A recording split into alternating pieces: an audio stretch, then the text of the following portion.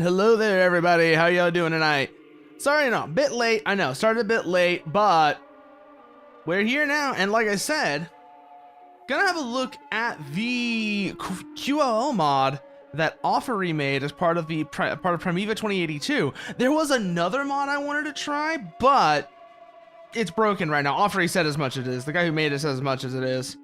It is currently just not working, in his own words. Specifically the FQ106, which is a really, really interesting attempt at, well, it's really interesting because it's basically he basically added a drone to the game.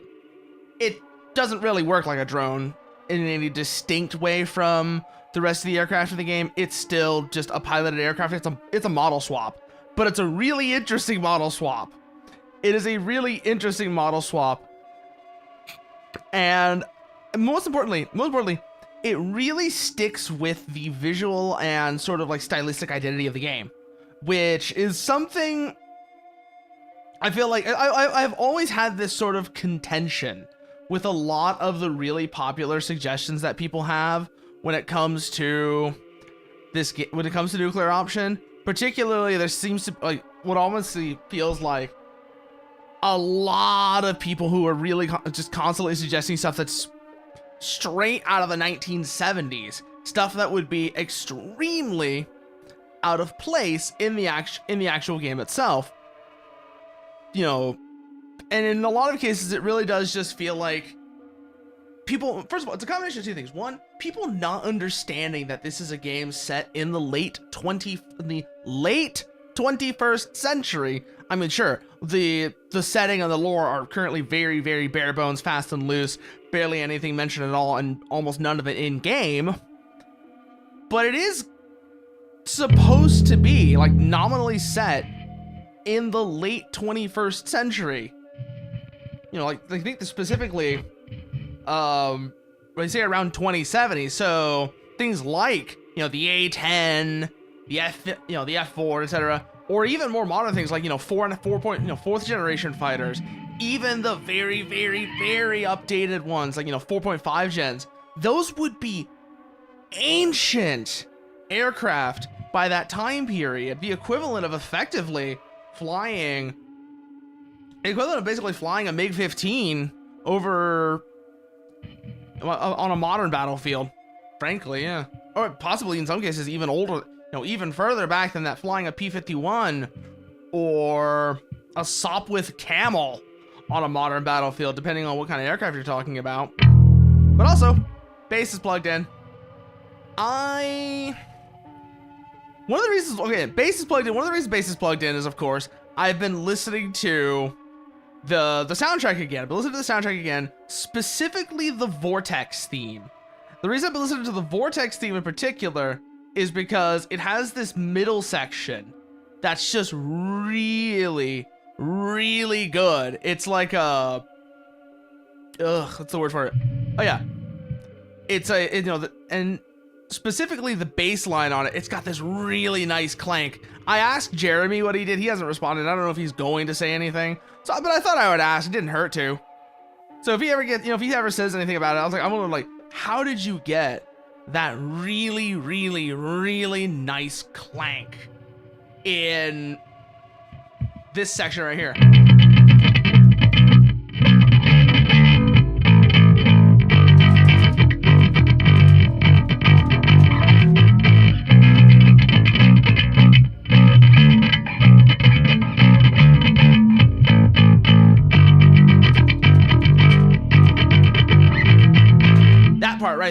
That part right there, it has a really nice clank to it in the actual soundtrack that I'm trying to figure out how to sort of replicate, because it doesn't quite sound right.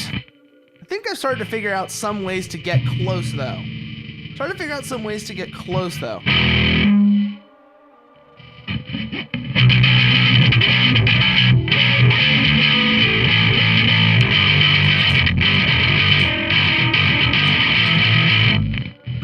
Needs to be even lower, like there, and then maybe turn the blend knob a little bit as well.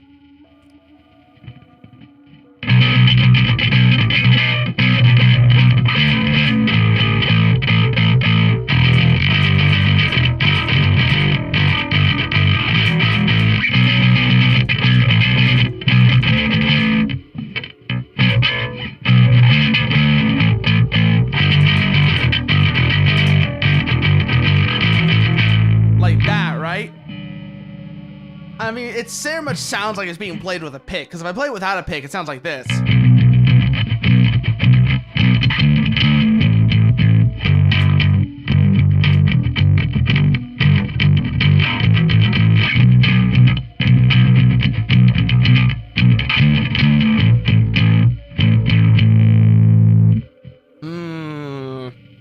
May want to turn this one down a little bit too. Just, where is this at?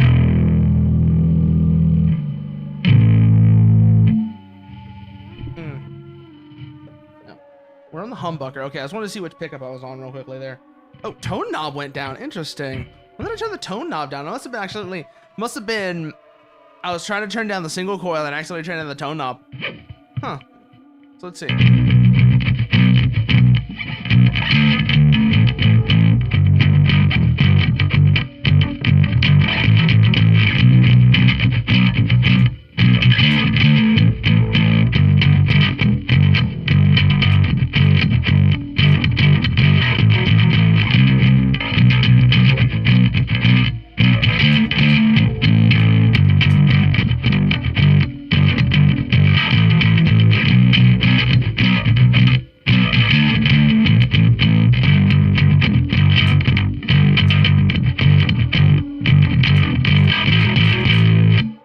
Go back to a pick, which, I mean, you can tell I get really, like, part of the thing is I'm always, one of the reasons why I'm going back and forth between pick and fingers is in no small part because my muting is a lot worse on a pick, which means I get these really bad harmonics, especially on the lower notes of that riff. So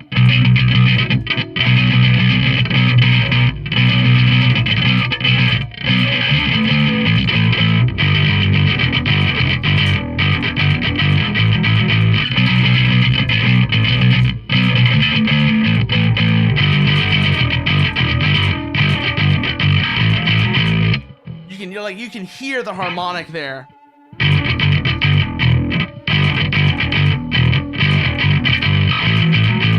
When I'm playing that, that muted part.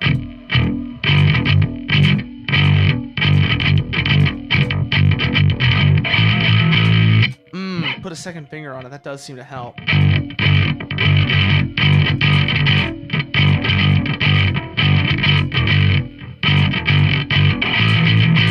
Like that almost seems, that does seem to work better when I do it that way. So that does, that does seem to be like the main thing though, is getting a better control on the muting. Playing with a pick is definitely part of it as well. Cause I mean, anytime you have like clanky bass, that is very much an essential ingredient, is having, is playing with a pick, so you get the harder attack from a pick. But I want to check something actually. Let's see. I actually do have a preset actually on here that I set up to try and make some clanky bass. Let's see how this sounds.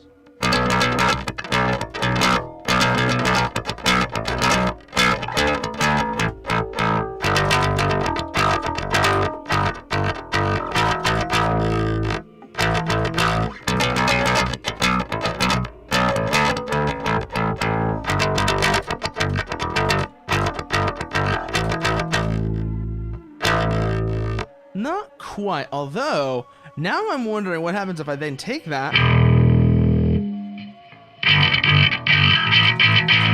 Oh, that's good. That's very good. Now let's run that through a Tube Screamer with a very low drive setting.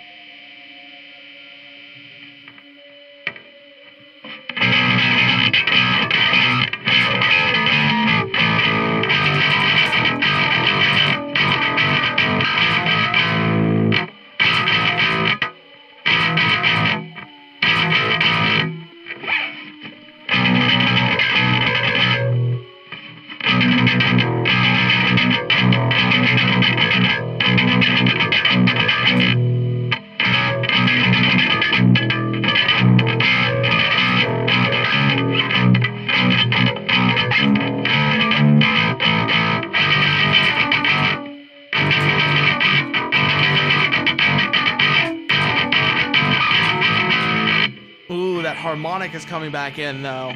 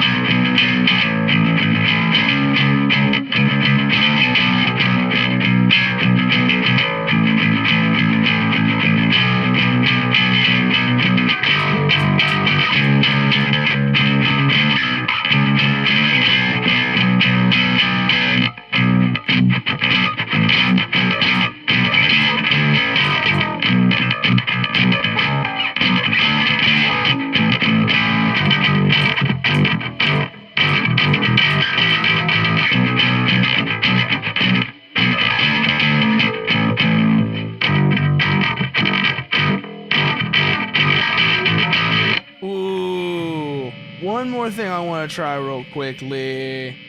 Let's see, do I have an IR here? Or am I just running the IR through Tonocracy? I am just running the IR through Tonocracy. Good. But I wanted to make sure I didn't have any IRs here. But let's take the B7K out of the mix and see if that gets us a little bit closer.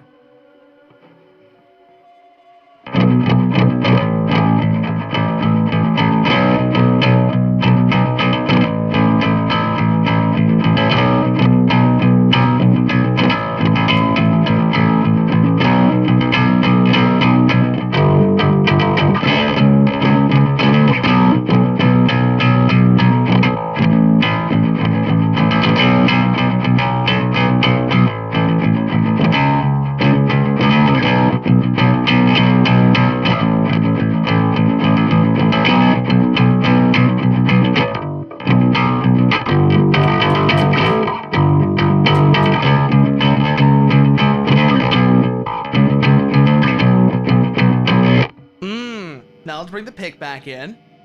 Bring the pick back in.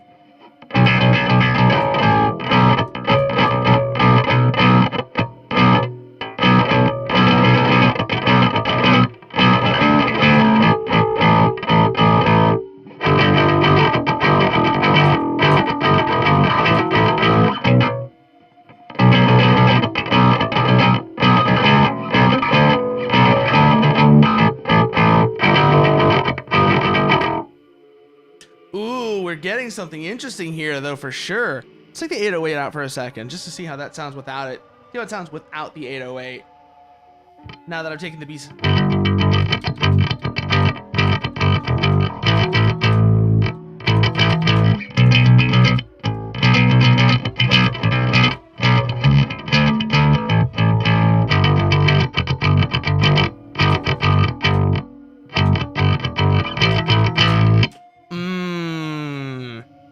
One more thing I want to try now. Let's bring the rat back in.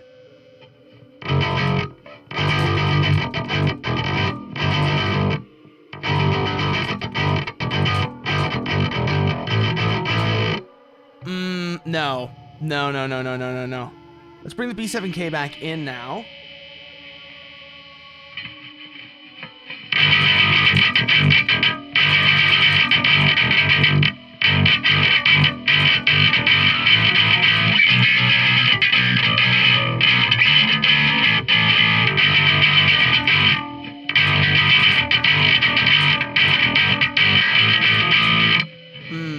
Now go back from the pick real quickly.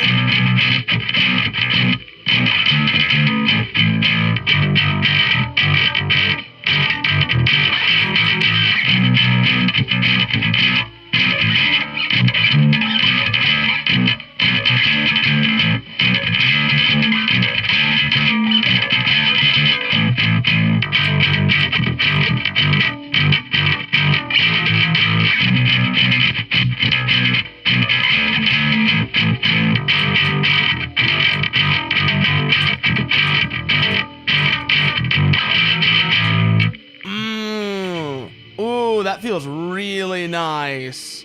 That feels really, really nice.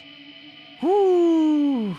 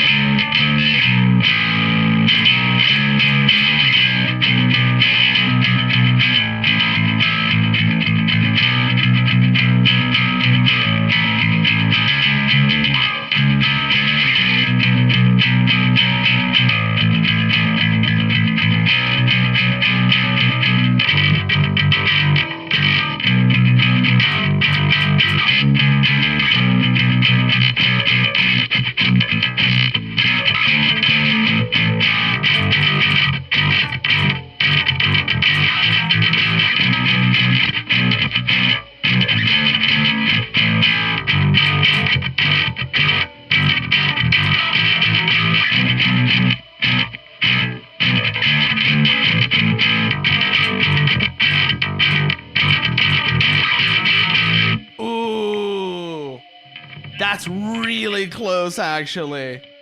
That's actually really close, especially on the lower string on that G.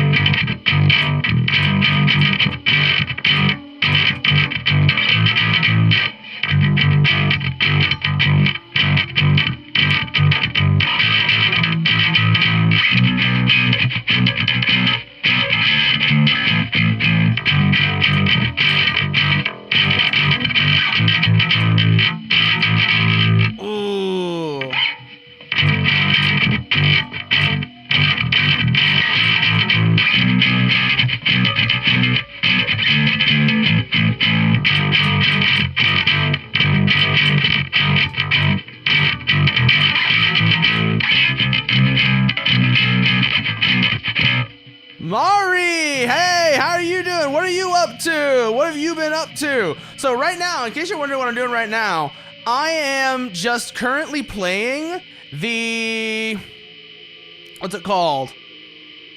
That is the, what's it called? Oh yeah, that is the baseline for, that is the baseline for the FS20 Vortex theme in Nuclear Option. So it goes, so you know, it's the middle section. This is the beginning section right here.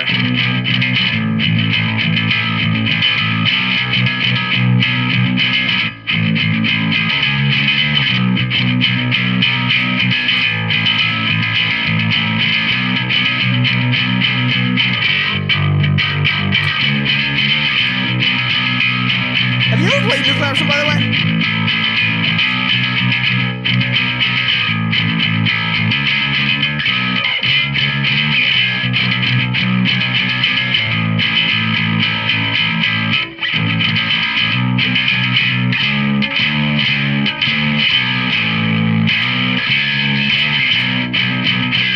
And then the saxophone part comes in. So that right there, that is just me adding a little extra flair to it right there. Cause that's the part the guitar plays. But then the saxophone comes in. I don't actually have a saxophone, but the saxophone section of it is a banger. Like if you actually, so first of all, I should explain what Nuclear Option is. So Nuclear Option is a flight sim being developed by like 5 guys out of Australia that absolutely fucks. Absolutely fucks. And if you ever want to have an entry point into flight sims, it is probably one of the best ones you can find because it does a fantastic job of walking you into something that is more realistic than Ace Combat, for example, but still far more accessible than the likes of DCS or Falcon BMS. Like you can play Nuclear Option with a regular Xbox controller. That's how accessible it is. You may still want to have your keyboard and mouse at hand just for some more advanced things that can be useful, but they are hardly necessary the way that having a HOTAS and other peripherals would be for, like I said, DCS, Falcon BMS, and the like. But anyways, But also, the other reason, highly recommend it, is the soundtrack. I am about to butcher this saxophone section because I don't have a saxophone, and even if I did, I don't know how to play one. In no small part because I have no right hand. But this is like, after that part right there, the saxophone comes in.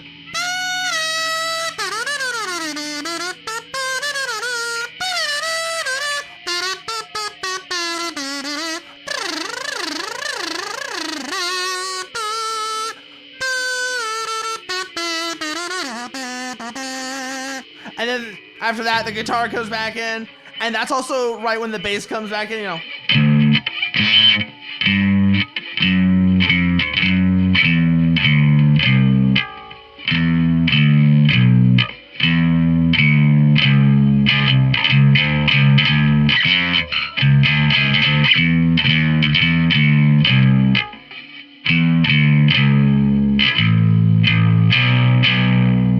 But that's the guitar section.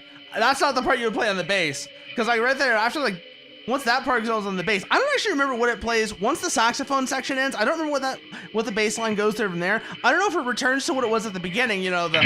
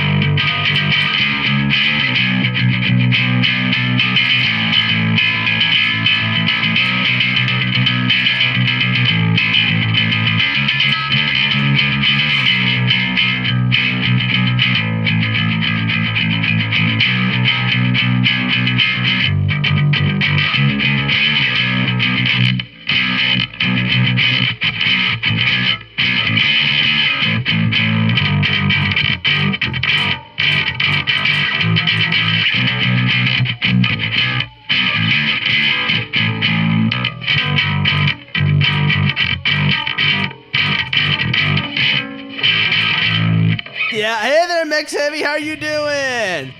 So, actually, let me just play the full track for you so you can actually hear what it sounds like the original version by Jeremy and Justin Saul, because I am absolutely not doing it justice. So you can see what it is I'm also what it is I'm trying to play here.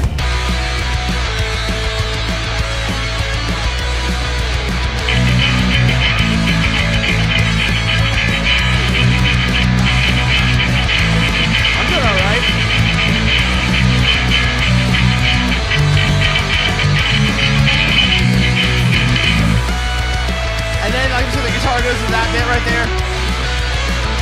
This part sounds a lot smoother, I'm not gonna lie. This early section right here sounds a lot smoother than where you would actually be, like the part that I'm actually like trying to actually have the bass set up for right now, which is towards the middle. This is the saxophone section I was talking about, by the way. More music more like, whenever I think fighter jets, saxophone is one of the instruments I feel like is deeply underrated for giving that sound of, like, you know, of a fighter jet. And that's in no small part thanks to the Nuclear Option soundtrack that I've really come to believe that. But this is the section I'm like trying to play right now. Listen to how the bass sounds in this. And thank you for the follow.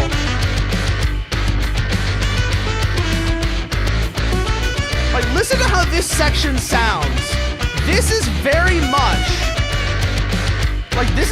the sound of the bass that I'm trying to capture right now. It's this sound right here.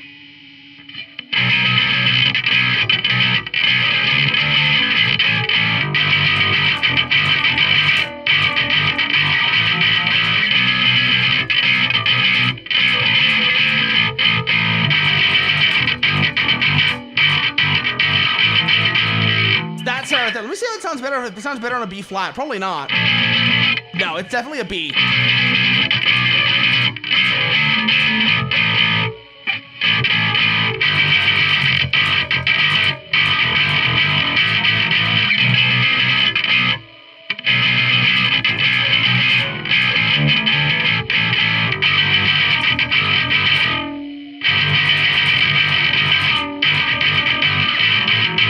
Like that sound right there, right? I think that might be just a little bit, that's got a little too much of the high end frequencies going on though. I wonder if, let's go and make an adjustment to the rat real quickly. See if that helps. Bring the filter frequency down.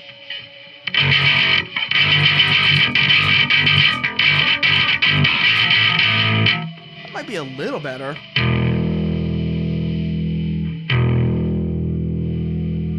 Bring it up, that might actually do it as well. Let's try bringing it up first.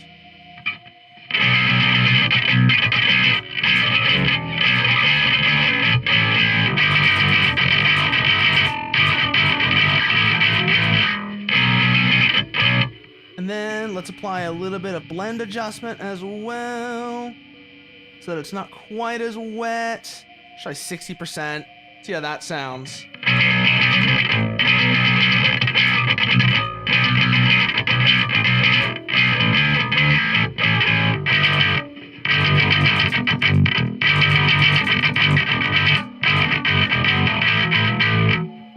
That's actually rather good right there.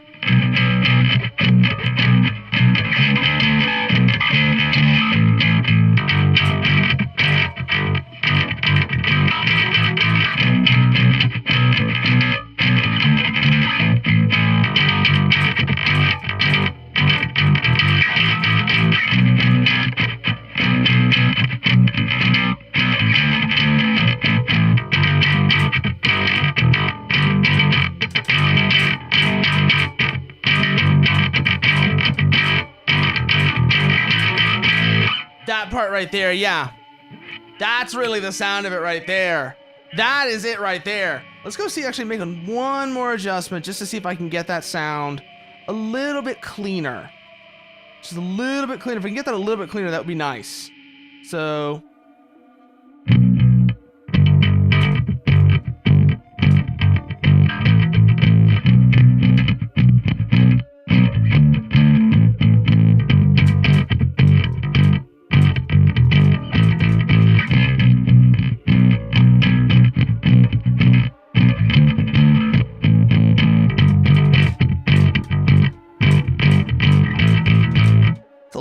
cleaner, but now I actually probably need to bring some more of the rat back in, because we did lose some of that clank, and then also maybe some EQ adjustments here.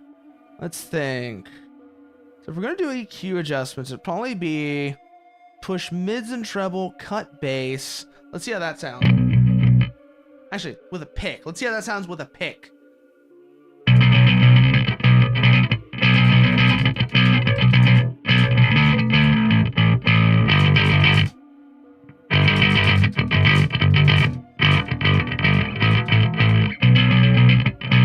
That's getting there.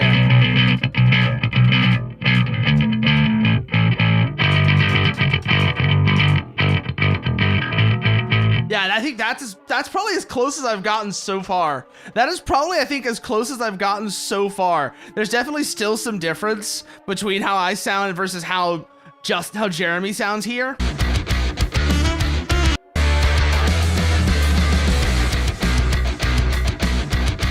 Like, there's a lot more growl. I wonder if he's playing it near the bridge. That might do it, actually.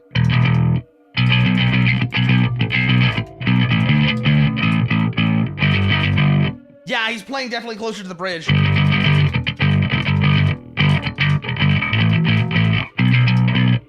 That's definitely a factor. He's playing closer to the bridge.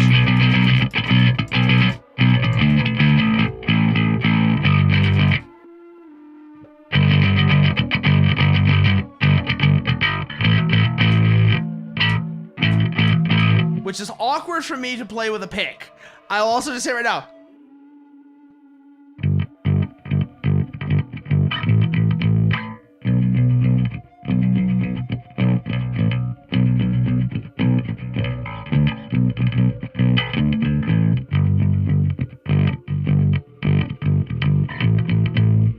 trying to play near the bridge with a pick is very awkward for me. Again, no right hand. But I definitely think he's definitely playing closer to the bridge. Maybe right over the bridge pickup. Don't know. Like I said, I asked him. I'll see if he gets back to me on that.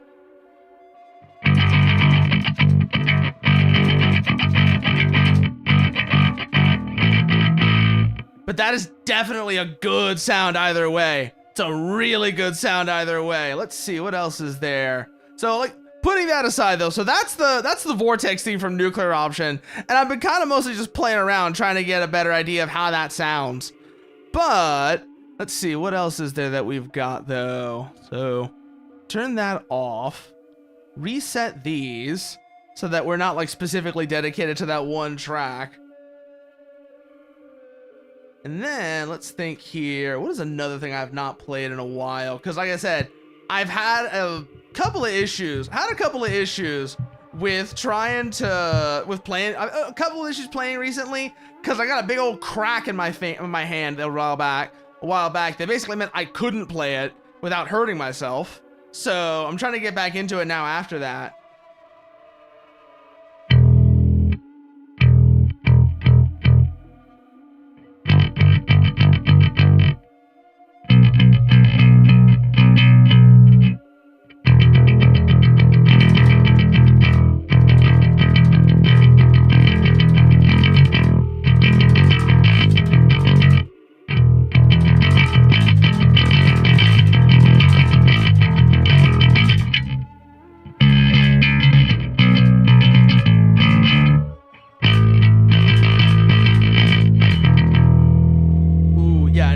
My pick grip is definitely weakening there, so probably not that.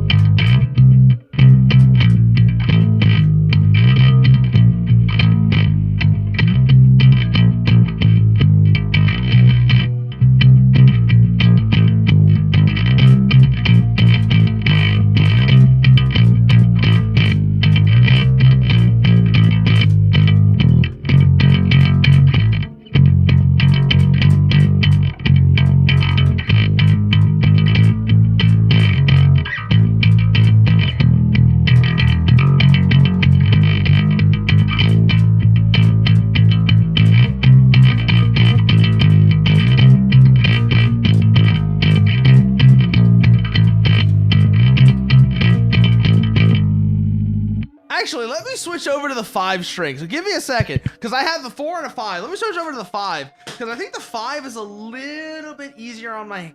Now the 5 is just a little easier on my hands because it's got nickel strings instead of stainless.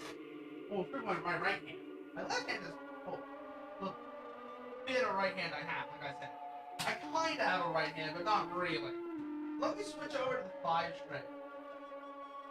Got nickel strings on it, which I think are a little bit less rough.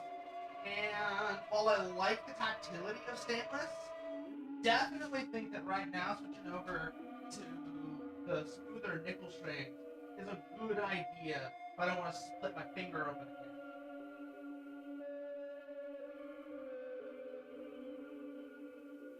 I end up doing anyways, but that's just a risk I'm gonna have to take. So let's see. You up.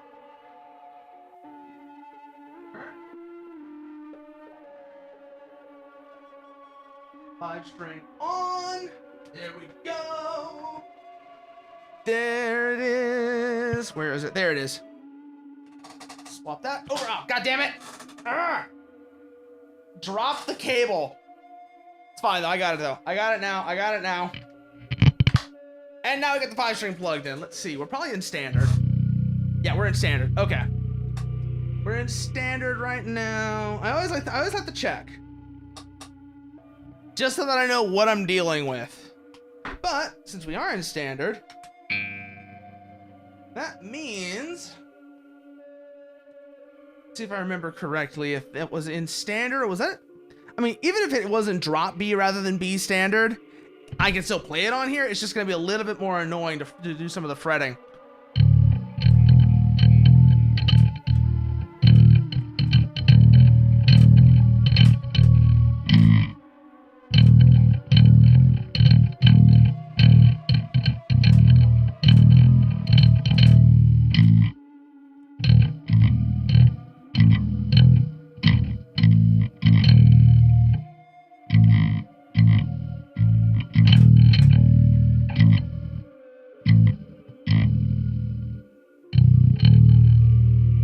It is drop B, I'm pretty sure, now that I'm thinking about it. Because otherwise, that's a really awkward track. Because it's like this, right?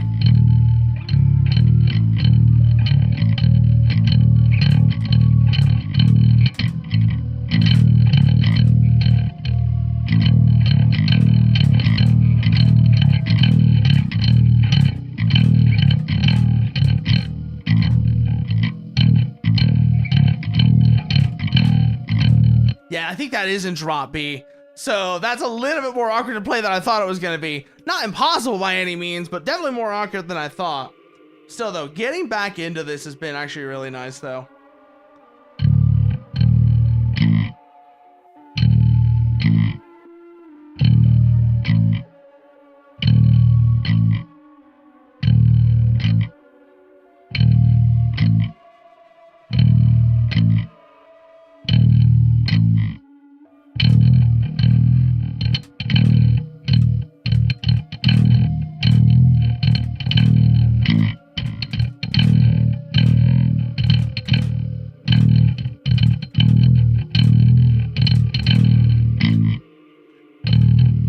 There's that. Let's think here. What else is there, though?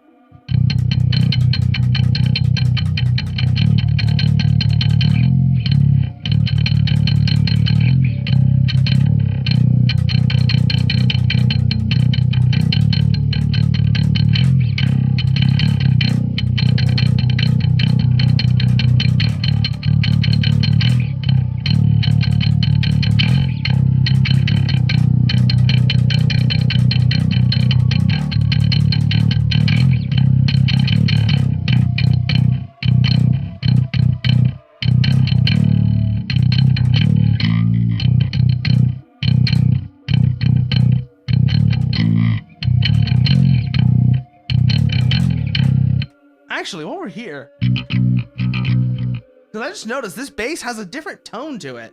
I don't know if it's just the settings on it right now, but it definitely has a different tone to it right now than my 4-string does. It's probably a combination of the settings and the pickup placement, but let's see how this one sounds.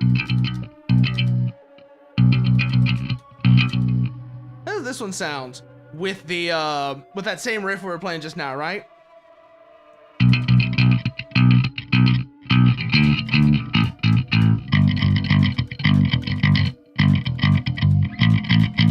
Yeah, that's definitely closer. So let's bring some of those other things back in real quickly, specifically the rat. Let's bring the rat back in and let's see what that does to the sound. Where the hell did I put the damn rat at? There's the rat.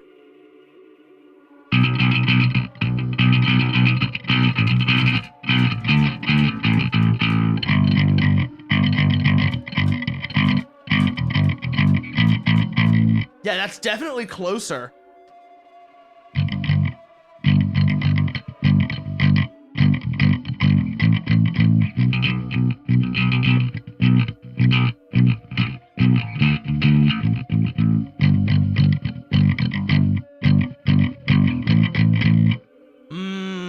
But also, while we're here,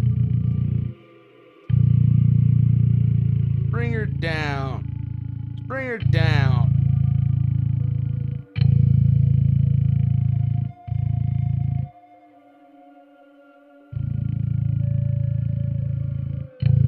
A little bit.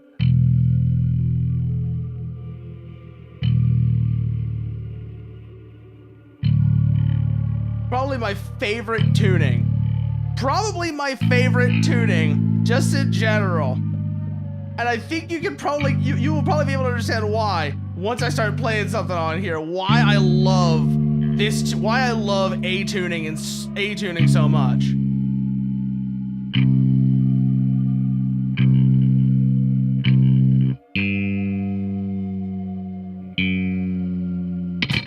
Whoa! Okay. I just had a string break. That was interesting. Huh. Well, shit. I just had the high G string break. I guess it got tired of being wound and unwound so many times. That's gonna have to be replaced. It's not the most important string for this right here. Yup, rip indeed. Yeah, it just went boop right now. Right as I was tuning it down, it went pop. It's not the most important string for this though, so we can still keep going. It was just an unpleasant surprise. It does mean probably that the tension on the neck is gonna be weird, because it almost certainly will mean that. But also, like I said, one of those things that's not like completely deal breaking. Still sucks though.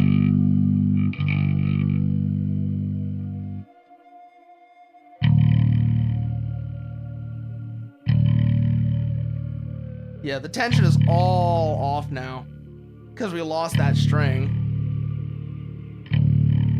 But like I said, it just means I have to get new strings, which is annoying because bass strings are like 5 times the cost of guitar strings. And it's even worse for a 5-string set. They're not like horrendously expensive, but you know, it's like $20 gets you a 3-pack of guitar strings, right? $20 gets you 1 set of bass strings.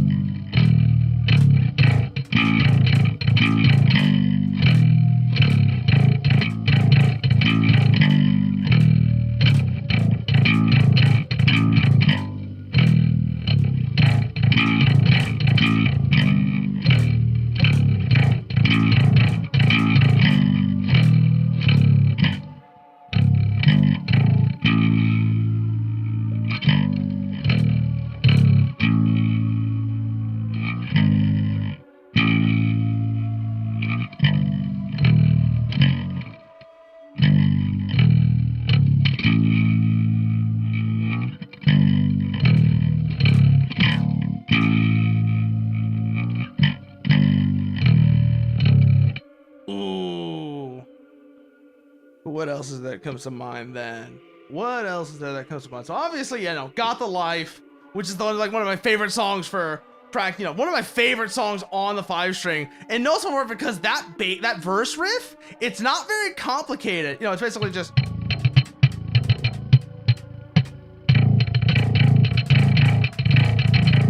It's basically just whacking the A string more, like whacking the top string more than anything else. But you know, feel he's doing it with his whole damn palm.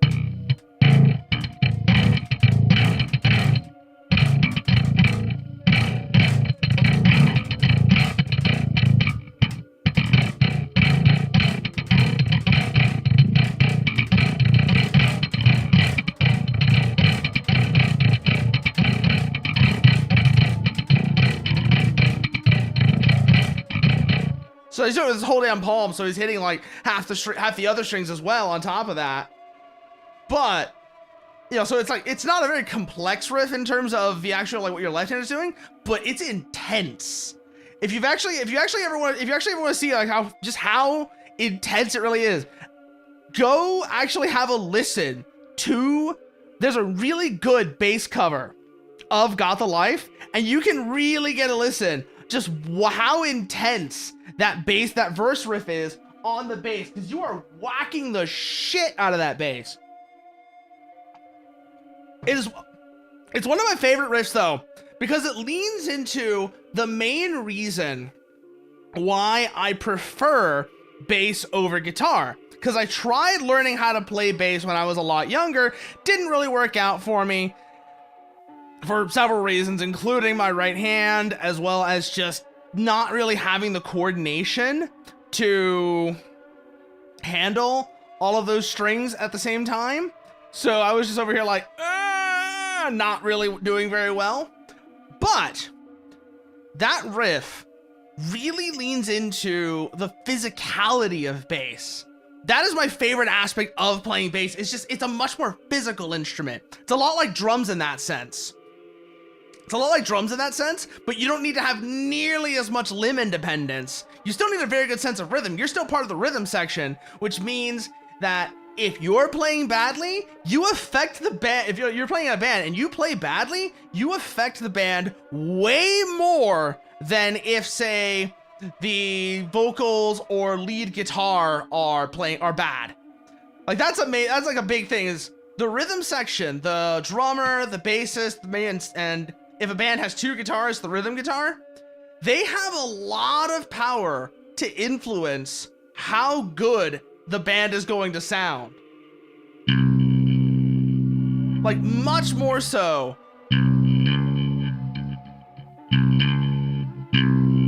than the lead guitar or vocals will. Like if you go.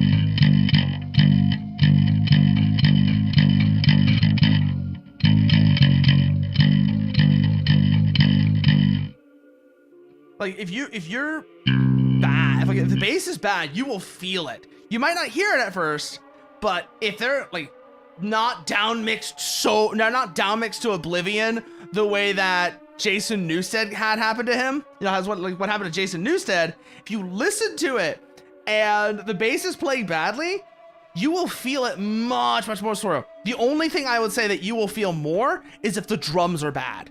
If the drums are bad, that song is done. Like that song is done if the drums are playing badly. But anything other than the drums, if anything other than the drums, the bass playing badly is the thing you will feel the most. Like I love Glenn Fricker. I don't know if you've ever seen him. Spectre Sound Studios, the guy, he's actually really good. He has a really, really good discussion on this, and it's like saying this is why he's so hard on bassists, because like I said, if a bassist plays poorly, it is devastating. The impact of a bassist playing badly is devastating. Much more so than, say, like I said, guitarist or bad vocals. The only thing that I would say, like I said, the only thing I would say is more devastating is a bad drummer. If the drummer is bad, the song is fucked. The band is fucked. That is how important a good drummer is. Just being able to have, because they're the one who control the pulse of everything. Like, the bassist lays down a foundation, but that foundation is basically worthless if there's no pulse behind it. There's no heartbeat behind it, if you will. But yeah, no, I'm still, that sucks. That right as I was getting into that, boop, had the G string just had to snap. It'll be fine, but it does mean, yeah, I'm gonna have to swap out the strings on this. I hate that. I'm probably going to stick with nickel though, because I do like the feel of nickel, and I have stainless strings on the 4-string right now. Although I'm considering they're hideously expensive. Remember I said before about how $20 gets you one set of bass strings for a 4-string, and it's like $25 for a 5-string? It's even worse if you want flat wounds. Because if you want flat wounds, I am legitimately considering putting flat wounds on the 4-string though at some point, but they're so expensive. A single 4-string set of flat wounds is $45. So that is a nuisance. That is a significant nuisance for me. It's just like, oh, why are they're so expensive. It's like, yeah, people always make jokes about like, this is like, oh, bassists never change their strings because they're cheap bastards. Which, I mean, sure, that is kind of true. You know, I am a bit of a cheap bastard. I'm not even that good of a bassist. I only started playing earlier this year. But the other thing is, a lot of people, now Glenn knows this because he runs a studio and he does all this, right? But a lot of people don't realize that. It's like, yeah, no. A set of bass strings, that's a 3-pack of guitar strings. So, it's very easy to be a cheap bastard. It's very easy to be a cheap bastard when you consider just how much it costs to maintain the damn instrument. Also, on top of that, the instrument itself. So, this was like a $500 bass, right? This is a $500 bass.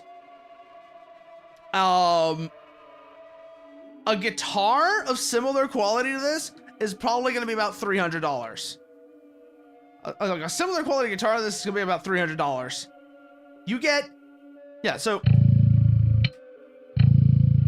now to be fair, if this was a 4-string, it would be less expensive. That extra string does add some cost on. I'm trying to remember actually. So this was, like I said, this is a $500 bass. How much is it new? Let me check, see how much it is new, because I got it for like $500, but I think it's a bit more than that new. And that's what I want to see. How much is it new? It's about $650 new. This is a $650 bass new. If you get a 4-string, so the fretless is about $600. It's probably about $550 new with a, if it's fretted and 4-string, it's like $500 new. Cause like I said, this is like a $550 bass new. No, it's about actually, no, it's a,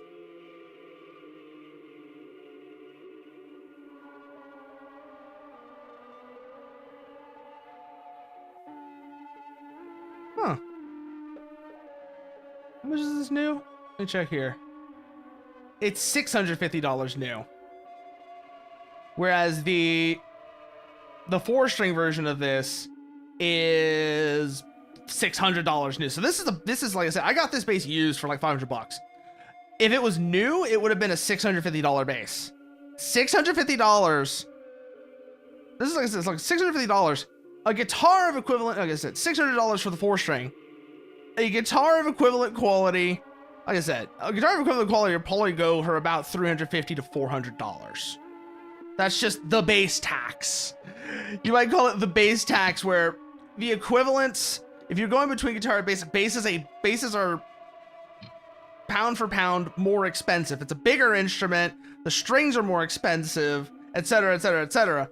But also, there's an ad break coming up, so if y'all need to stretch, grab a drink, etc., now's the time to do it, and when we get back, we'll actually be going into nuclear options. So, see y'all once it's over.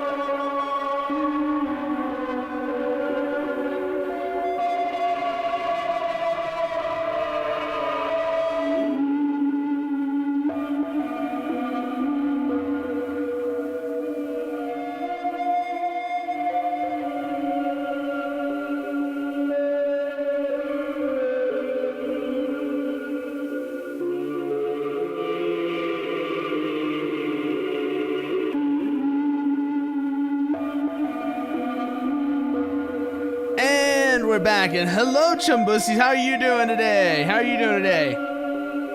Let's see then. Actually getting into this. Let me go cut this. So that's no longer playing because Nuclear Options actually got quite the soundtrack. So business as usual. Understood. Business as usual. Understood. Close that because I don't want that. I don't want the debug stuff open right now. Wait, why am I looking here? No, main menu, no. So go here now. Do do do do do do do do do do. And let's start with a mission like actually I know just the mission to start with. Where is Altercation at? Where's Altercation at? There. Actually, I was forgetting if there's like an actual official. No, there's not an official version of Altercation. Let's see then. So pull that up, turn that on because we want to have some flight control. That puts us here. Select aircraft. Okay. Cricket. Get this out. Get ourselves in the air. Also, I just noticed that I have 10% fuel. So give me a second to restart that so I don't have 10% fuel. Because that was a terrible oversight. Got about 50% fuel. And then also, let's see. Those don't have any significant changes.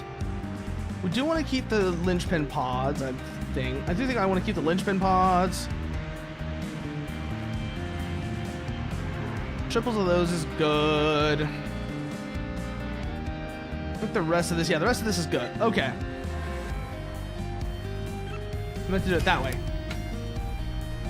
And now we're good to go. Wait for our engine to spool up. And then taxi to the runway. Set AGM 48s by default. And then just work our way out towards the runway. Keep a constant speed of about 10 knots. 5 to 10 knots till we get there. Line ourselves up. And throttle up. Full throttle, let go of the brakes. And so up we go. Rotate at about 80 knots. And we're airborne. That doesn't seem to have changed significantly at all, so that's good. Every time I hear this theme, every time I hear the cricket theme, I always just imagine this being like, I always feel like this would not be out of place in like a Home Depot commercial. It has that feeling to it. It's the only way I can explain it. Na na na na na na na na. Wow. Okay. Yeah, that tarantula's going nuts. A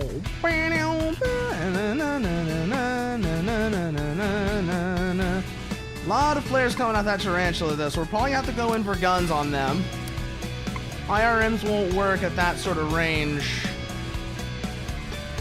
Let's see, we're about a knot 1 mile out. Inside minimum for the IRM. Pull away, pull away, pull away. Turn around, continue pressing the engagement. Let's see if we're no longer inside minimums. Nope, Fox 2. And again. Okay, 1 down. Those other cricket, those 2 enemy crickets are still in the air though, so we're gonna have to come around and try to engage them. Woo-hee! Thank God for the cricket's low IR section, IR signature. Let's see if they're gonna flare it or if it's gonna catch them. Nope, got one! Alright, the other one's behind us, so turn around, let's engage. Do you like men in wood? Home Depot, it's better than being gay. What the fuck? What the fuck? Okay, other cricket's down.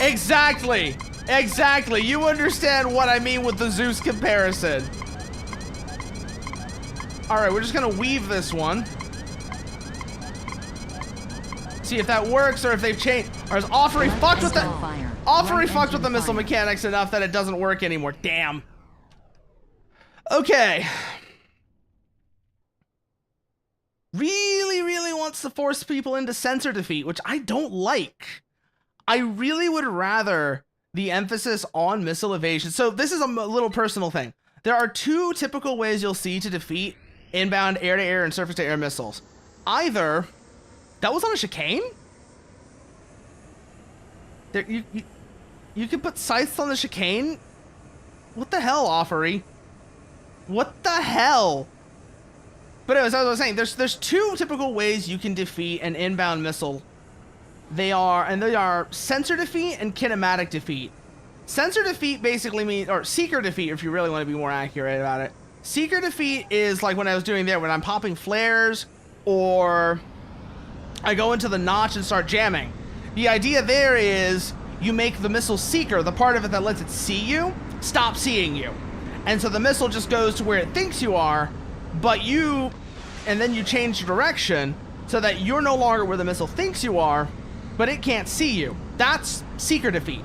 Kinematic defeat is when you put yourself in a position that the missile can't maneuver to intercept you. I prefer when the emphasis is on kinematic defeat. Kinematic defeat, I always feel like Kinematic defeat, I feel like, is more interesting. It puts you into more interesting ways of flying, and I really do genuinely believe it's just better for gameplay. It's also closer to how you would actually be dealing with air-to-air missiles, just because seeker defeat is so difficult.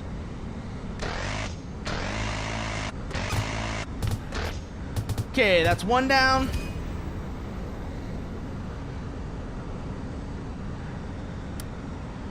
Bombs. Why is that?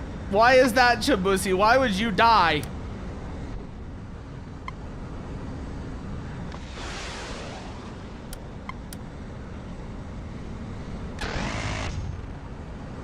Because you stupid? You'll learn. You can learn. Alright, turn off our AoE limiter. Oh god, they just shot off my left wing. They just shot off my left wing. And I'm burning. Okay, gonna have to punch out. What the hell did he do to that helicopter gun? Which gun is that helicopter carrying? Because there's 3 of them now. Okay, it's the rotary. What the hell, Offery?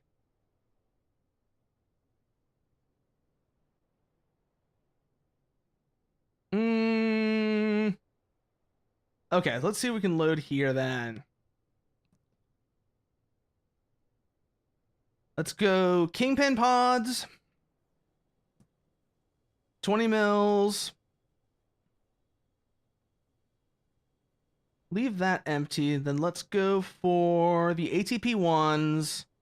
And that'll do us. Okay. Leave our throttle cracked just a little bit. Oh, yeah. Okay, fair enough. Fair enough in that sense then. Oh my god, look at those C-Rams go. Look at those C-Rams go.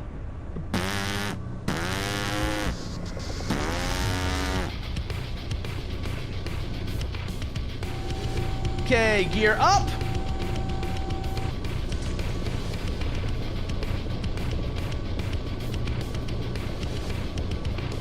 Thrust forward. RPMs are stable. Okay. Start identifying ground forces as they're coming in. So we have a chicane and a tarantula in the air, providing support. That chicane is going to be the bigger problem between the two of them. MBTs are inbound, so we'll prioritize those. Cut our collective a little bit just to keep the RPM stable.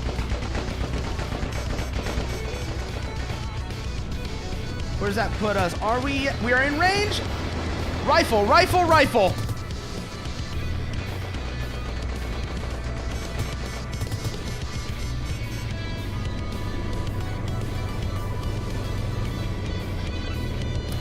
Come around.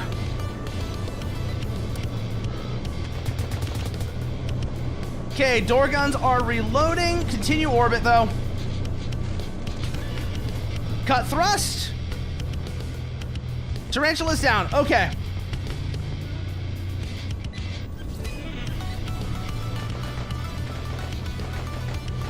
Start engaging the chicane.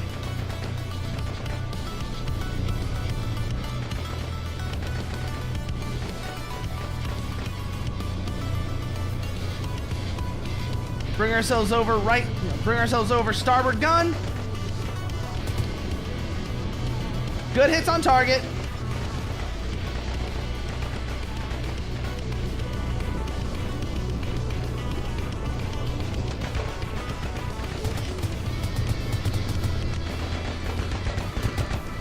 Okay, they're going down.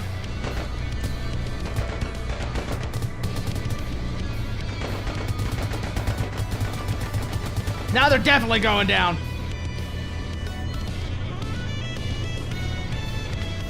Turn away. We don't want to enter their air defense range. Look back over shoulder, see what we've got in terms of targets, though. Looks like more light armor. APCs, LCVs. Okay. Back over the ATPs.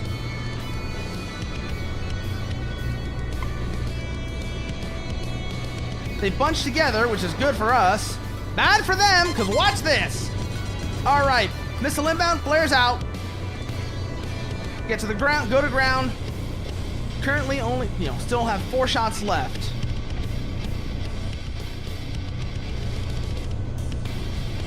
Maze Bakunetsu Jiku. But you watch the dub version so you get cringe almost every episode. I mean, a dub that old is basically a dice roll, so that's not surprising, Dr. Anime. When a dub is that old, it's basically a dice roll. Well, good news. You don't have to worry about the enemy being hot in an aircraft because you're never going to get close enough to see them. So you don't have to worry about whether the enemy is hot or not. You'll never see them. You'll never be close enough to. Do do do. Dana. Do do do do do.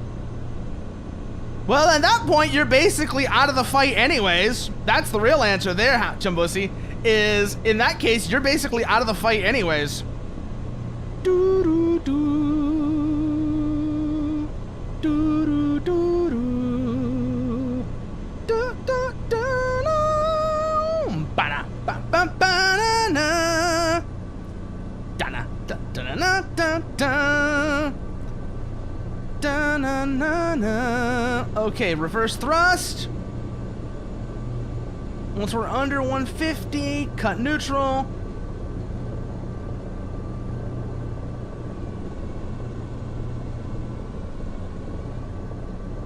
Kind of a sloppy quick stop, but it worked.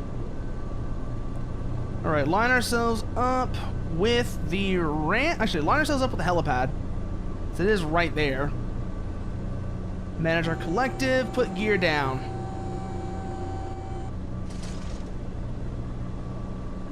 Ba, ba, ba, ba.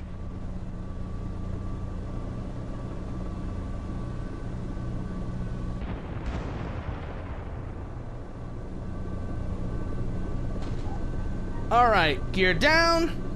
Keep the collective at about 20%. All right, munitions and flares rearmed. So head back up. Forward thrust. And Chumbusi, if you keep doubting yourself like this, I'll show you just where your limits are. Believe me, we'll find them together, and you'll be surprised just how far you can go.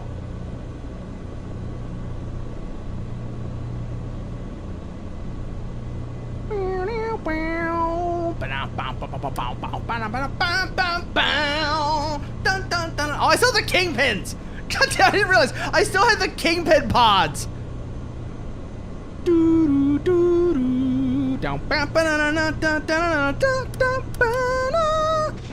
Let's see how they react to one of these. It's not going to hit them. It's not maneuverable enough against an aerial target. Oh, wait, no. No, that was a hit. That was a hit. But now they're definitely maneuvering too much. They're definitely maneuvering too much for these to hit now. Definitely woke him up, though. Definitely woke him up with that. Boom. Okay. Keep in mind, these are very good. I have to keep in mind, those are very good for dealing with helicopters. The linchpins as well, probably. Which makes sense in hindsight now that I'm thinking about it, considering that Falco is something that is under development right now as a way to deal with... Where are my RPM so low? Okay. Cutter Collective, that'd probably explain it.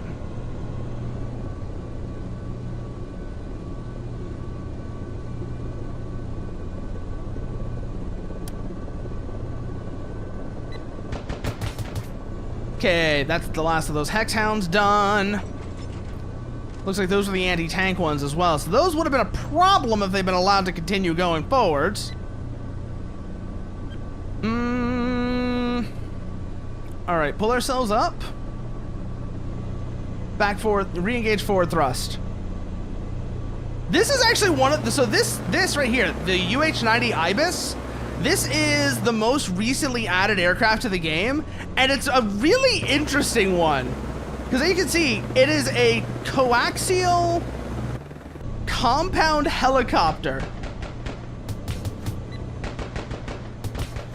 It's a coaxial compound helicopter, which is one of those arrangements that's really only come into use recently. Just tap firing the autocannons.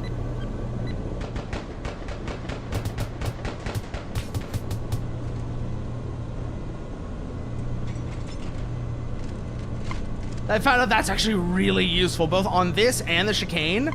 So these are both, but they're both rather good. They are both rather good. This and the 30mm chain gun on the chicane are both very, very powerful. I do suspect on some level they might need some adjustment, because they might be a little bit over-tuned because of how much damage they actually do. But they're very effective nonetheless. Turning around to re-engage. There's a tarantula inbound. I don't know if that's a gunship tarantula, so we're gonna assume it is. Oh, I think they might be stuck on the ground. No, they are hovering. They're in a low hover. And they might have just grounded right now. Oh, they were deploying ground units. Okay.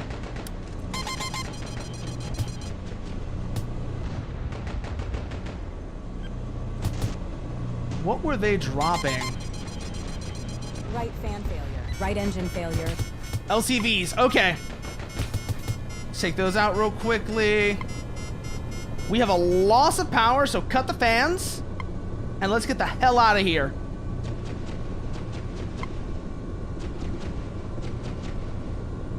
See if we can, in fact, RTB on one engine. We should be able to. This is a tough, you know, the Ibis and Tarantula are surprisingly tough in that regard.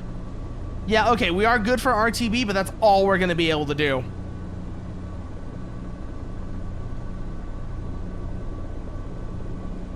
But so let me explain what I mean when I say it's a coaxial compound helicopter while we're on our way back.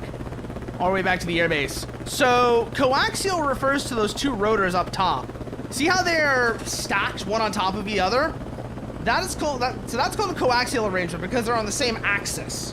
They're on the same axis, and they rotate in opposite directions to cancel out the torque. If you didn't have those, you would need a tail rotor, which is what most helicopters do, is they have the rotor spinning, they have the rotor, one rotor up top, and then they will have a tail rotor in the back that pushes the tail against the torque. to keep the helicopter facing stable forwards. Forwards in a, facing forwards and stable. This is one of the alternate ways you can do it though, and there are good reasons to do this. In the case of the Ibis, this is done for speed. There's a concept called the there's a thing called the advancing blade concept that Sikorsky has been working on since, I think, the late 70s. He's been working on it since the late 70s. It's never really gotten anywhere because it has issues in real life, particularly with vibration, gearbox size, and the like. But the idea is sound. Because what normally happens when a helicopter gets going fast enough is you run into a situation called a retreating blade stall, where, remember how I said the rotor is spinning? Well, once you get going fast enough, okay, we're not going to be able to make it all the way back to base, I don't think. We're going to be able to make it all the way back to base, so let's put our gear down in case we have to make an emergency landing.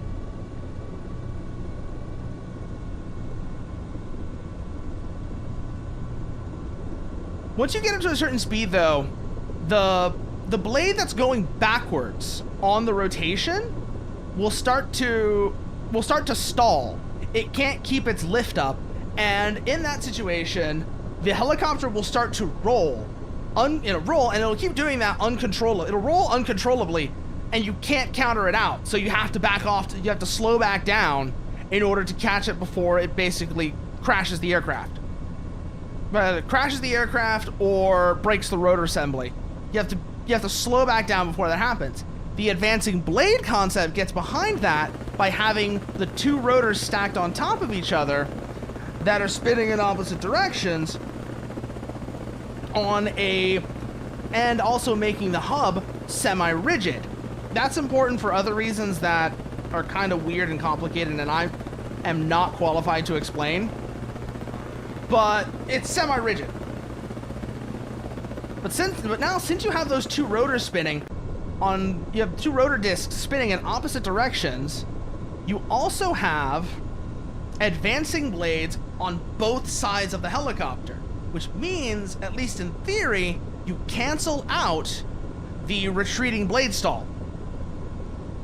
Then, what this helicopter then has, along with that, is a set of fans in the back that help push the helicopter forwards, so that once you're at a speed where the rotors can't really provide much more lift, much more power and speed, you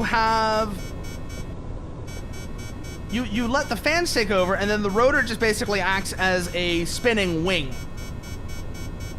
Of course, the problem with all of this is, once you're going, because everything in the system takes power from the engine, and that's why you have to constantly be making the adjustments like I do to things like collective, fan thrust, and the like.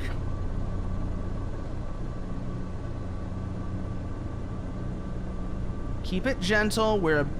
Keep it gentle. She's a wounded bird right now. We'll come in nice and easy, nice and slow.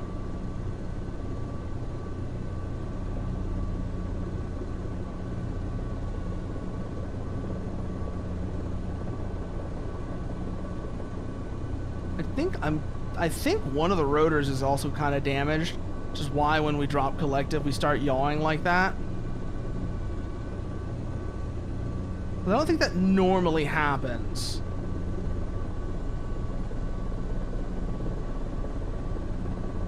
Alright, we'll put her down. And then once she's down... What the fuck? Where did that come from? And it's no longer and this is no longer my problem. That right there is no longer my problem. Go deal with that fucking cricket.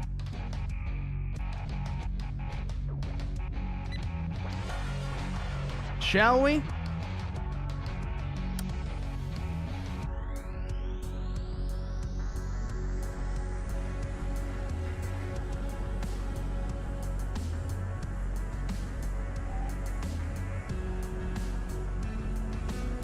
Na, na, na, na, na, na, na, na. All right, bring ourselves up onto the runway. We go kill that fucking cricket. Power up, and off we go. Na, na, na, na, na, na, na, na, na. Na, na, na, na, na, na. Na, na, na, na, na, na, na, na, na. Target's 4 miles out. We're in the no escape zone, but the cricket has a very small IR signature, so we're gonna hold until we're within at least 1.5 miles before we launch. Position ourselves for intercept. Looks like they're gonna be coming back around to try and make another run on the airbase.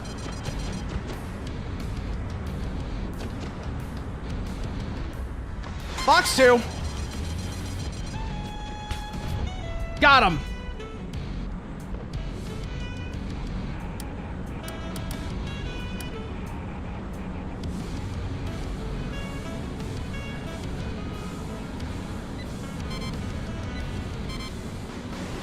Rifle, rifle.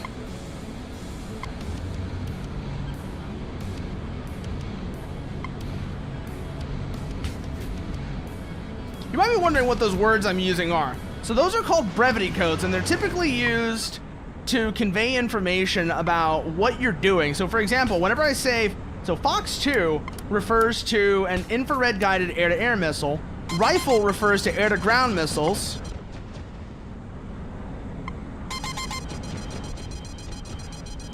Fuck, fuck, fuck, fuck, fuck! Defensive! Stall. Bailing out. So rifle refers to air-to-ground missiles. Fox 2 refers to an infrared-guided air-to-air missile. Fox 3 refers to an active radar air-to-air missile. Fox 1 is a semi-active radar air-to-air missile. That's not something that's in the game right now, though, so that's not something to really think about. They basically aren't there. But also, I just realized something that became available that could make things very interesting. So let's strip away our weapon load, and we're going to go on for a long climb. Actually, we're going to keep the 250s to deal with that first target. But other than that,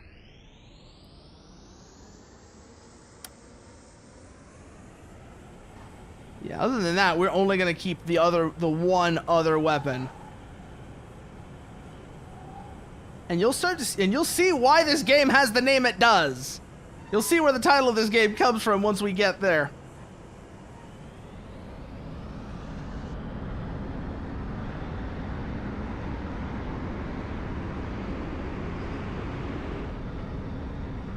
So pull up. And now we start the long climb. Meantime, I'm going to put on something that is very fitting for what we're doing.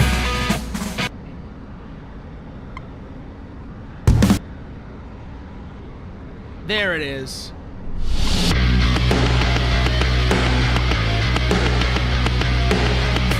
Let's see, look at primary vehicle depot is there.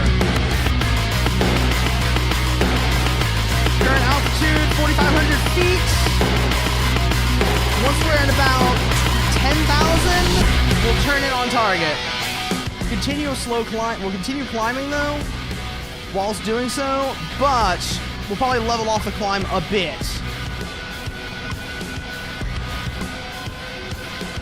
$375.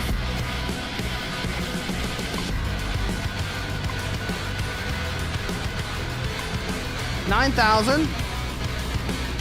Start turning, level off our climb.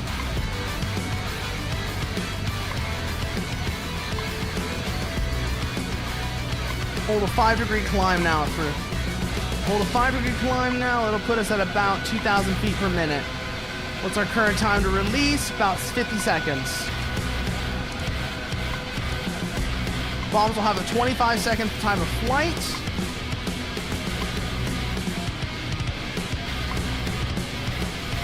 $30 seconds to release.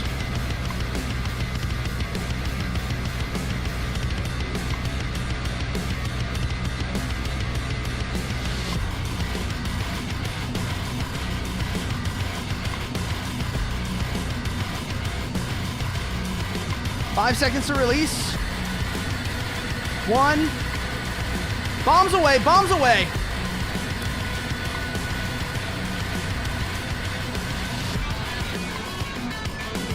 Ten seconds to next target. 4, 3, 2, 1. Bombs away, turn away, brace for flash.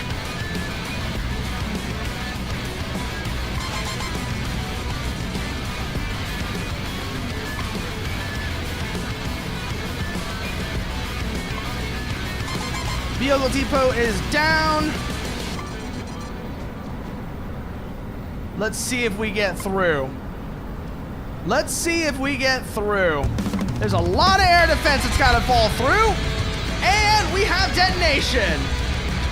You see, this is why the game is called Nuclear Option. Because eventually you do get to the point where you are nuking target. You do get to the point where you are literally deploying the nuclear option.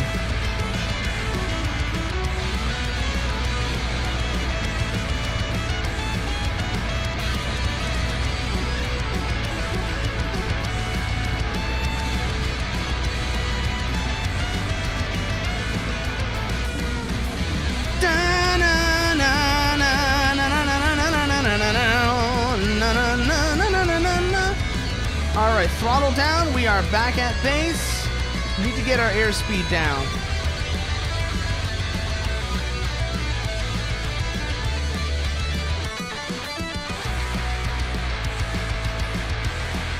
Going around, watch our airspeed currently about 400 knots. Once we hit about 200, we will turn in on our landing approach.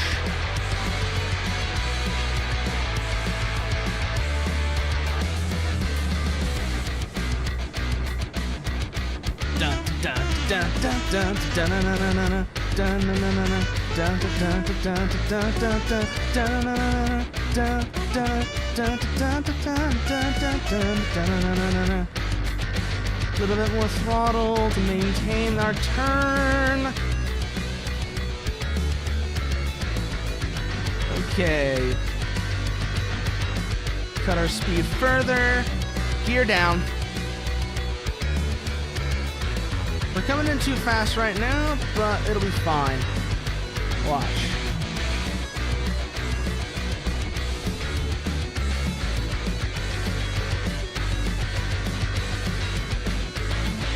Ooh, that ground effect is spicy.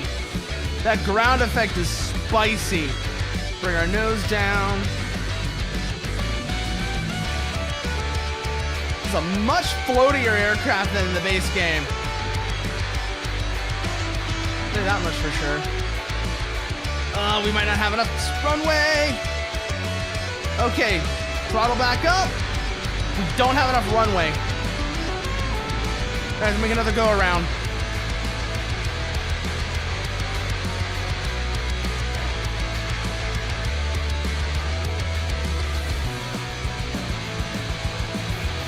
Come back this way.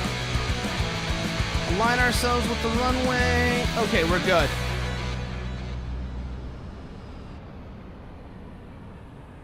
Throttle down before we make our turn in. Maybe a little closer to the runway than I thought, but it should be all right. Currently, again, still going way too fast, but...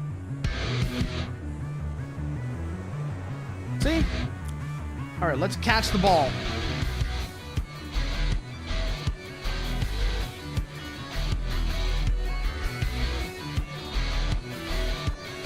Okay, we are go for landing.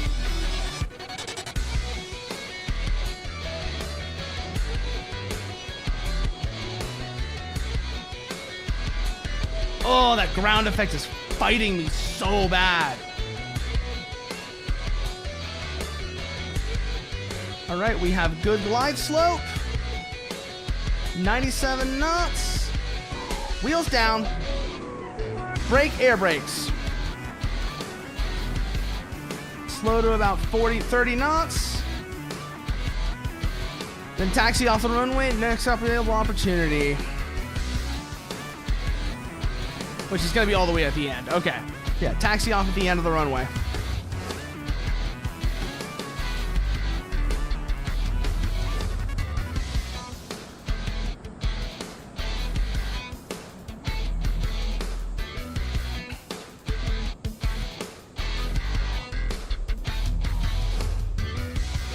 Turn off here. And then it's just a taxi back to the end of the runway. Yeah, taxi back to the ramp, rearm, take off again, do the same thing, I'll do it over.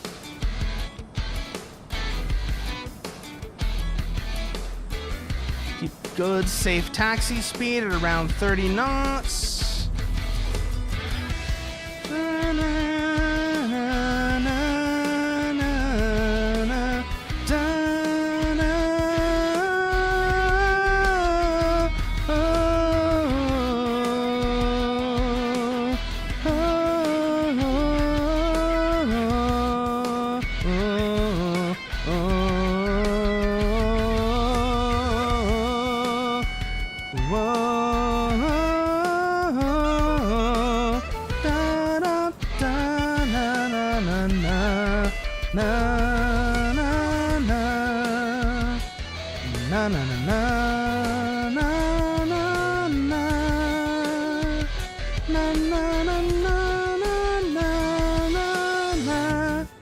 Okay, refueled, rearmed. Up we go.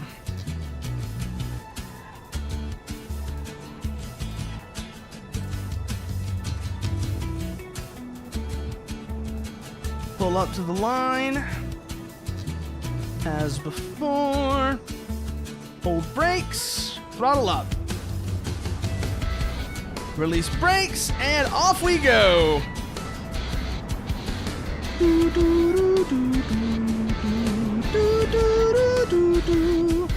That ground effect is definitely a new feeling. I don't remember that being. I don't think that's in the base. I don't think that's in just in Nuclear Option. So that, I think that is one of the changes that Offery made. And oh boy, that was a nasty surprise. That severe ground effect that we had there coming on that landing. I am not used to the aircraft getting that floaty.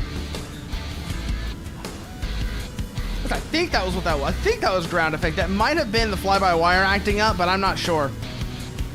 Because one of the other things about this game, this is a recent change, but most of the aircraft in this game are, you know, to one level or another, set up for fly-by-wire now. And in some cases are completely unflyable without it. Like, I think the Revoker, the Vortex, and the Ifrit are all, as of the last update to the game, no longer flyable without the, you know, basically completely impossible to fly without the fly-by-wire control system because they're so unstable. If you were to lose that system, what would happen is the nose would start to wander and drift, and basically you go into an oscillation. Is the easiest way I can describe it. Imagine the nose going up and down and up and down and up and down and up and down and up and down and up and down and up and down and up and down and up and down. It starts small. It would start small, just little oscillation, but with each oscillation, it gets larger and larger and larger and larger and larger until eventually it's uncontrollable and you either crash or the aircraft breaks up from the forces.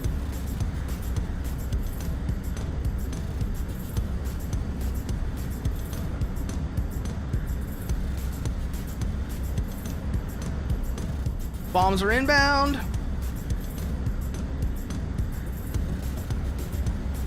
Did I hit anything? I guess not. Okay, interesting. Main target is here, though. Current altitude is 11,000. Turning it on target now.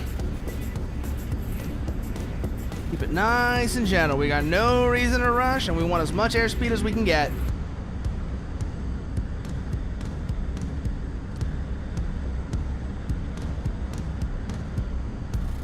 In case you're wondering, also, so that line right there that I'm looking at that says release and time of flight, this is a bombing mode called CCRP, constantly computed release point. What it's basically doing is taking your airspeed, altitude, distance to the target, and the weapon itself, and determining when you should actually when the aircraft should let go of the bomb. Okay, bomb away, bomb out, bombs away, turn away, brace for flash.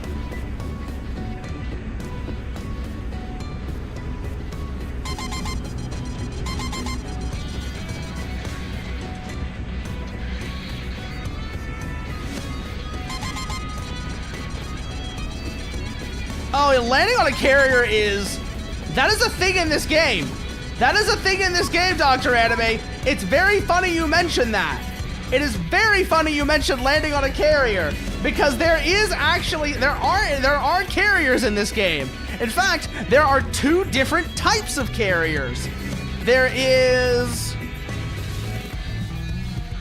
one type that has, the sort of, so neither of them have catapults. Let's get that out of the way right now. Neither of them have catapults. One has a ramp, the other one's a little different. And I'll get to that one afterwards.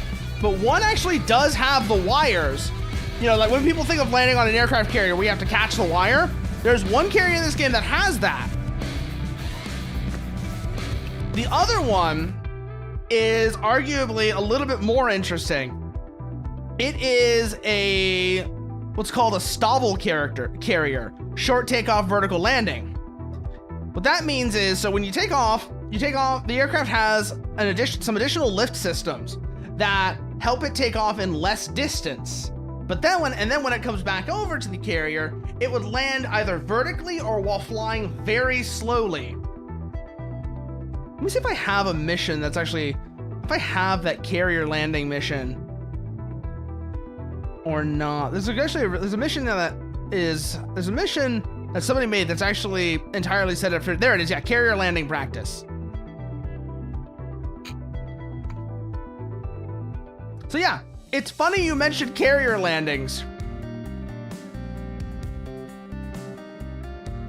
because we can actually do that. So start the engines, wait for them to spool up, hold the brakes so we don't accidentally get shunted out of the aircraft shelter until we're ready to go. All right, clear of the hangar.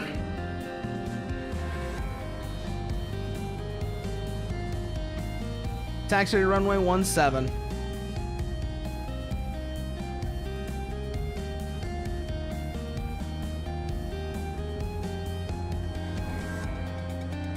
Let's check the speed on those carriers. I'm curious, actually. Are they moving? That one isn't. That one is.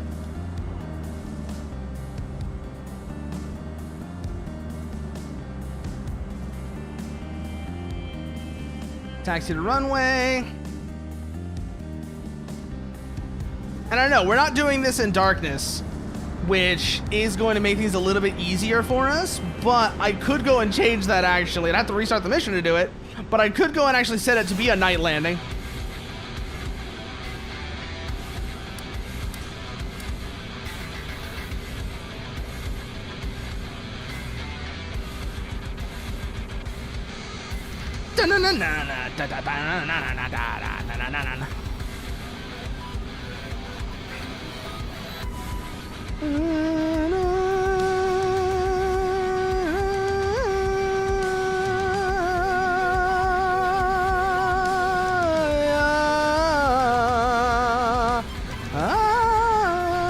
It is actually a brilliant idea. It is a brilliant idea, isn't it, Santi Cultus? Every jet has its own, has basically its own wrestler intro. Every jet has its own wrestler intro. Is basically what it turns into. But also, I should mention, so I am playing with the, as you can see right there, the Primeva 2082 quality of life mod, which, if you actually want to have a look at that,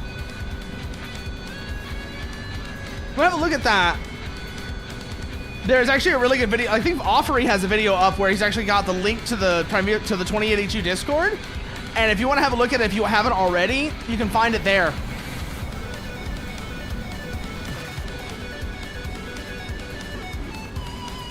Current speed on that carrier, it's stationary. That one is moving at 32 knots. That one's at 33. That one is stationary. That one is stationary. That one is also, those are also stationary. Okay, so we're gonna go for this carrier near Feldspar. We're gonna go for the carrier near Feldspar since it's moving.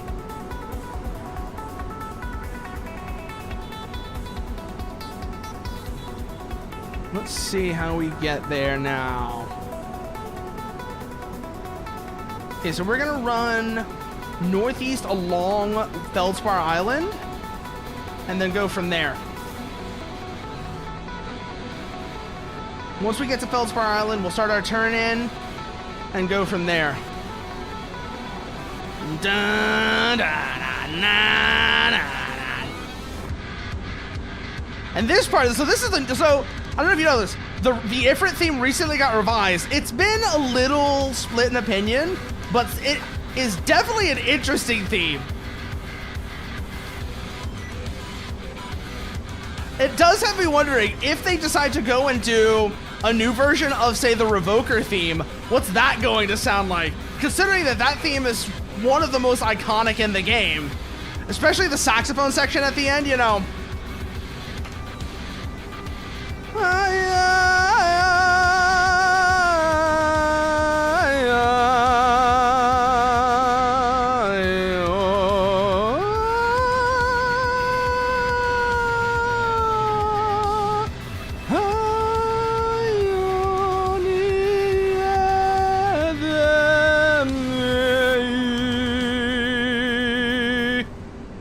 Okay, we started our turn in, cut throttle. Want to be at about 200 knots once we're over Feldspar City. Keep track of the carrier's location. It'll be off to our left. We'll go from there. Like I said, I do want to see if they end up redoing, say, like I said, the Revoker theme, or what else is there? That's kind of an older theme. The Chicane or the Dark Reach theme. I mean, actually, it probably would be the Dark Reach theme. If any of the current aircraft themes were to get a new version after, like how the Ifrit did, it would probably be the Dark Reach, especially because Mitchell has said that is an aircraft that's going to get a full-on redesign, I think. I believe I heard that Mitchell said, I believe that Mitchell said that aircraft is going to get a full-on redesign because it is just an old design, and he's learned a lot more about how aircraft are designed since then, in no small part because half the community is a bunch of fucking nerds like myself.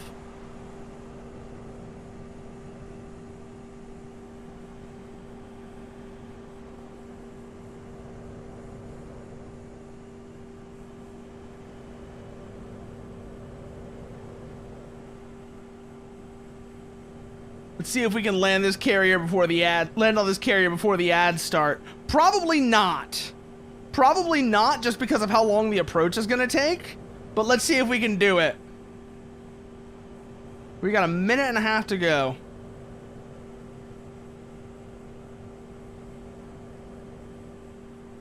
We are aligned, so there is that. Gear down. Speed is still too high, but that's fine because we're not exactly on final yet. A minute 11.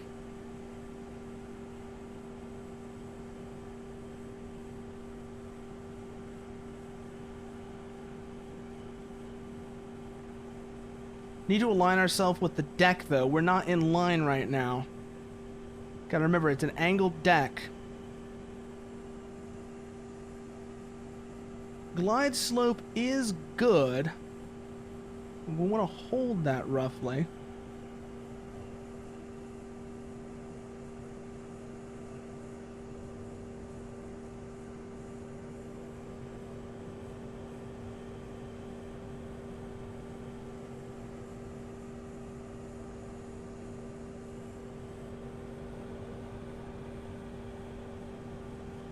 Keep the nose.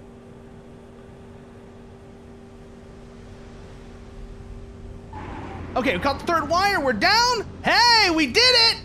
Got on the boat before the ad break. A bit of a sloppy landing, but a landing is a landing. Ooh, Oh, but also ad break is about to start, so if y'all need to go and grab yourself a drink, stretch, get out of your seat and stretch, etc., now's the time to do it, and I will see y'all once it's over.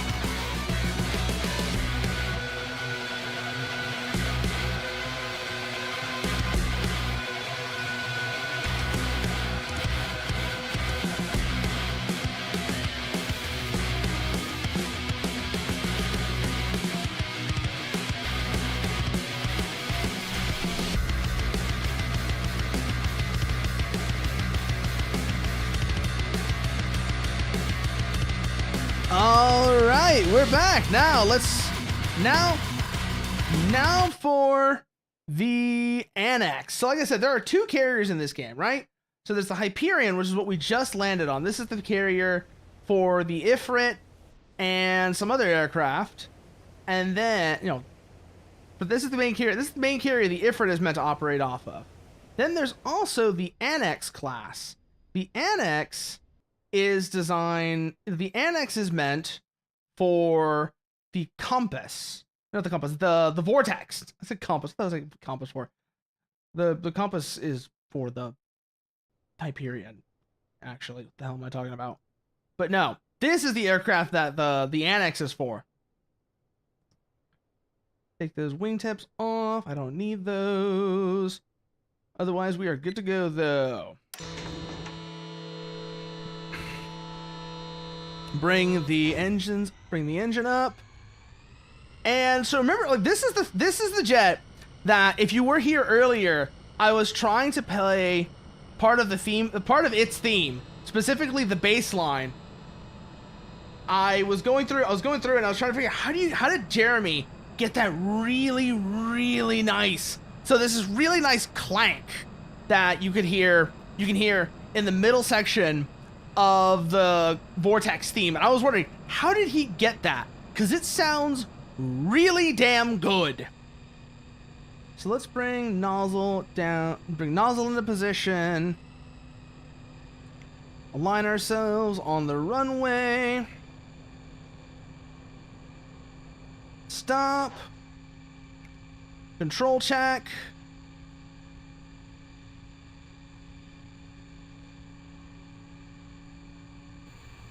All good.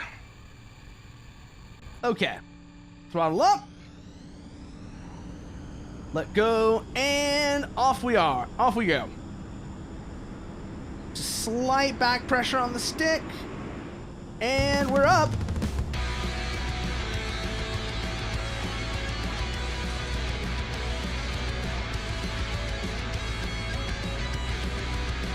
Oh no, we already had our gear up. What the hell am I doing? Before we get into the actual landing though, I want to show you, there is actually one of my favorite things about the Vortex. One of my favorite things about the Vortex that happened in the last update to the game is the Vortex got a massive revision to its flight model in the last update. Because before it was kind of bricky. Not as maneuverable, you know, it was not as maneuverable as the Revoker or the Ifrit. It's still not as maneuverable as the Revoker. That thing is a monster. That thing is an absolute monster. I'll show you what I mean afterwards. But it's a lot better than it was before. It's actually competitive with the Ifrit now. So right now we have our AOA limiter turned on. That limits the angle of the angle we can pull the nose. Let's turn that off. We're gonna have to cut some of our airspeed to really show what this can do now. You can see we're at about 15 degrees AOA. And you can also see how the aircraft, the nose does start to wander and wobble just a little bit. The system is still catching it. Stall. But now we're in a stall. Okay. Throw the nozzle into the vertical and watch how we catch ourselves. Stalling into a hover is one of my favorite maneuvers in the Vortex. It is not useful in a fight at all. You do that in a fight, you will die. But it is so much fun.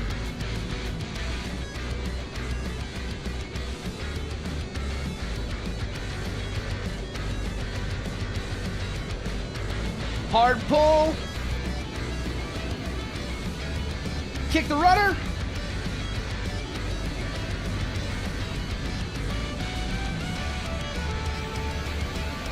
Fan is up.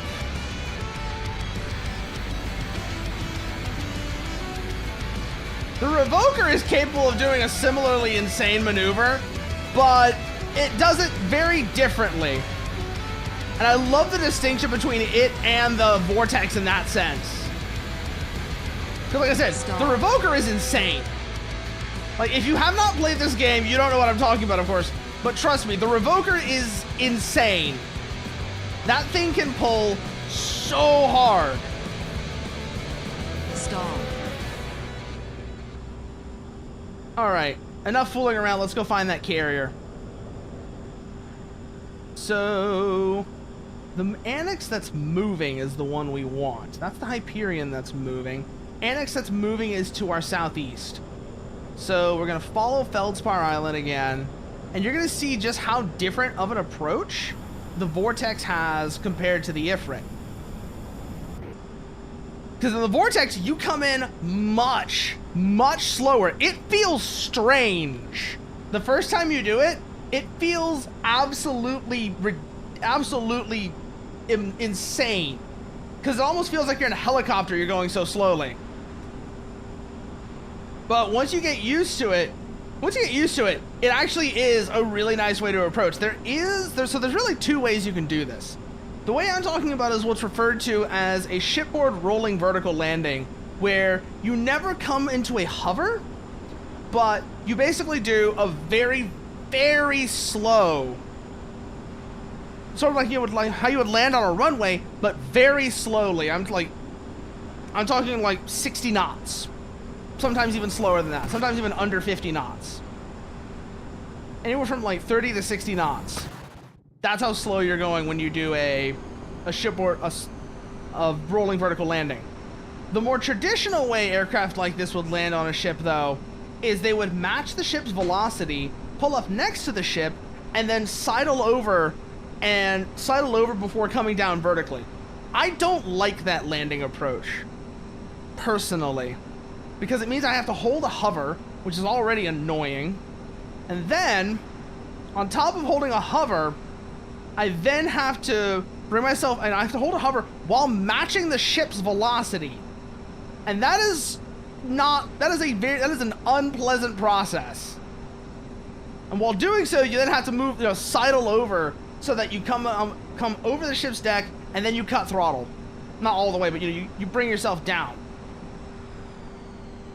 It is not my preferred approach for landing, but it is, like I said, it's the more traditional way that a vertical landing would be done on a ship.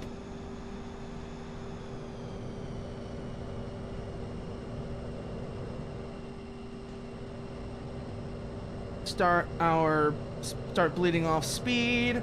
Watch our angle of attack, though. We don't want to stall, especially on a landing approach. You don't want to stall on a landing approach.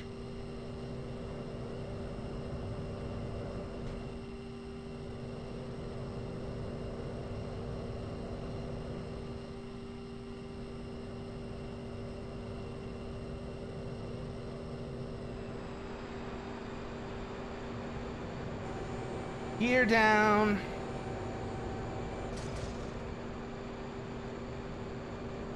Put our nozzle at about 60. And apply some throttle. That'll keep us on a good glide slope and bleeding off airspeed.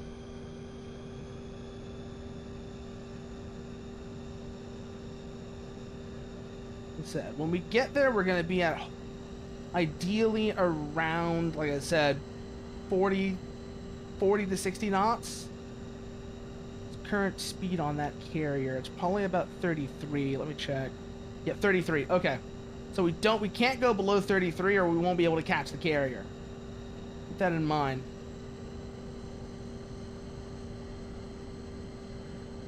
All right, we're on good approach though. 93 knots and slowing. Want to be, like I said, between 40 and 60 once we actually touch down.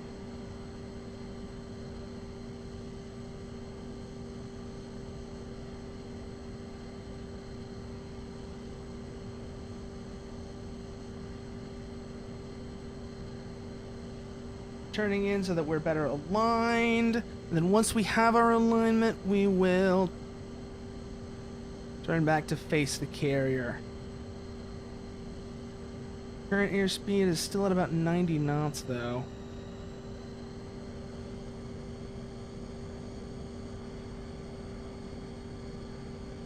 Okay, we have a better alignment now.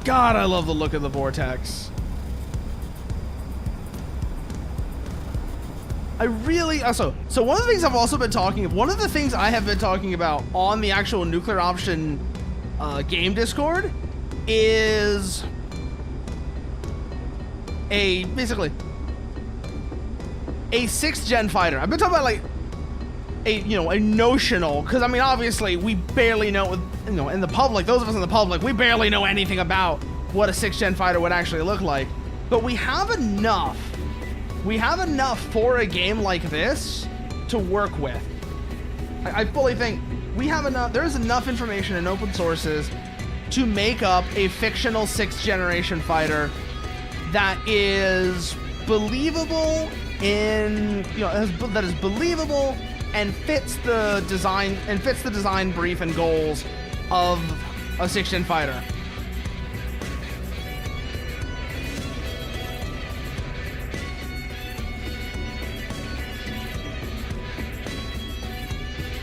Okay, gear down. Let's try this again.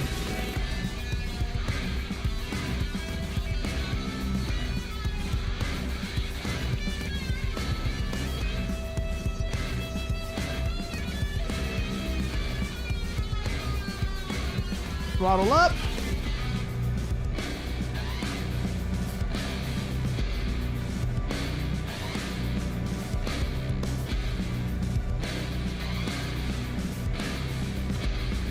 Stall.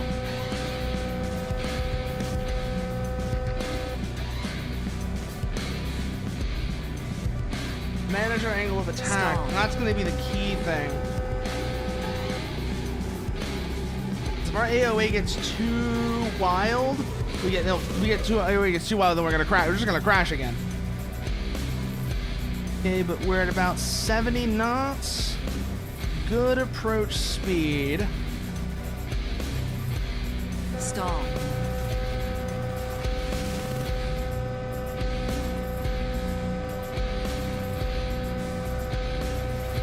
That stall horn needs to shut up. I know what I'm doing, mostly. Stall. Okay, watch it, watch it, watch it, watch it. We are getting hard flow separation. Throttle to correct. Okay, we're going too slow now. We're not going to be able to catch the carrier. It's going at what, 30? I said it's going about 33 knots. We're not going to be able to catch it at that speed.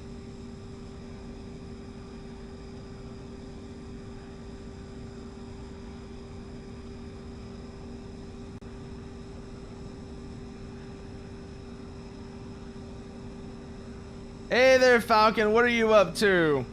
What are you up to, Falcon? So we're going to try and maintain about a constant 50 knots as we approach the carrier. And that should get us on a good approach vector.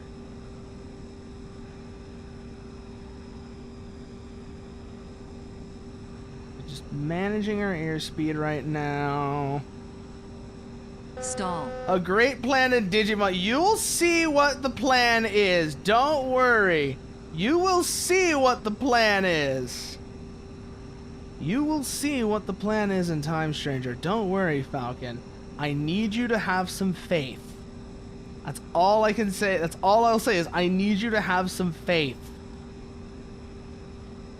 I will not steer you wrong. Don't worry about it. It's just going to take a while to get there. It's going to take a while to get there.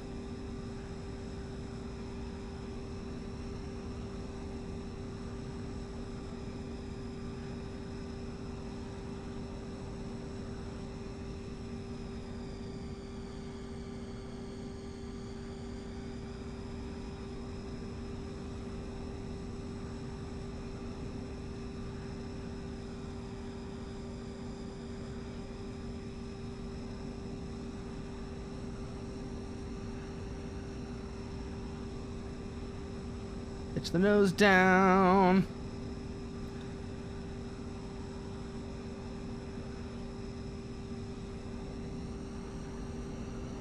Yeah, keep ourselves steady.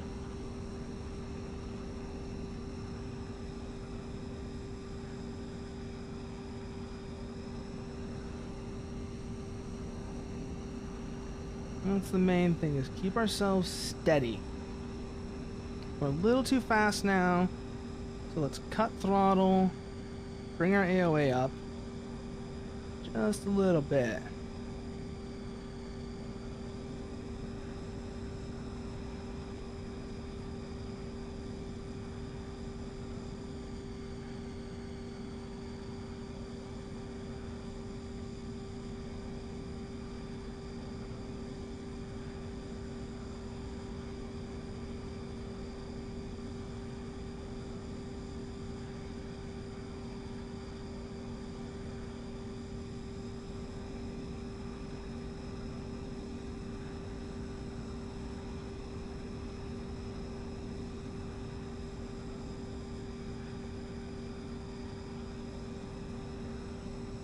Yes, good evening, Falcon.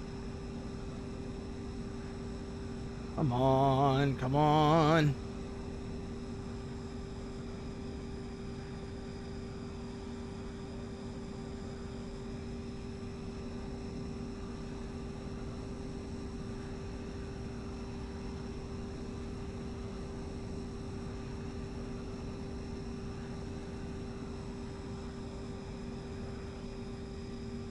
We should have a good approach now.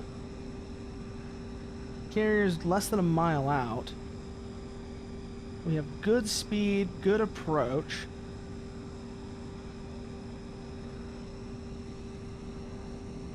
Bring our speed back up just a touch, though. So that our nose is facing the right direction.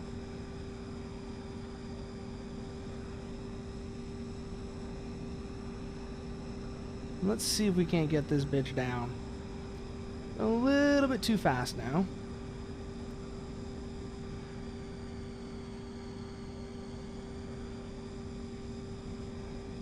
.50-ish knots is right about where we want to be.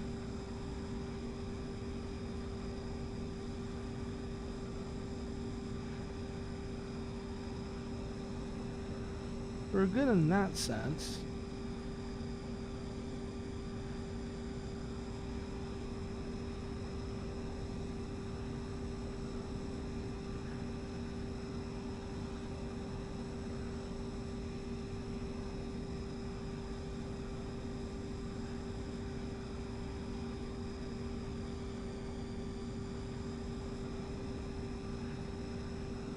I'm gonna try and come in as level as possible, though, so we can actually see the ship. That's gonna be the most interesting part. Which is probably a lot of the reason why vertical landings will typically do that side hover maneuver, so they can actually see what the hell they're doing. Now that I'm thinking about it. Because a lot of what I'm doing right now, I have to rely entirely on, you know, sensor views to keep my location relative to the carrier good. I can see why there would be a preference for, you know, hovering off to the side and, you know, matching V, hovering off to the side and going from there.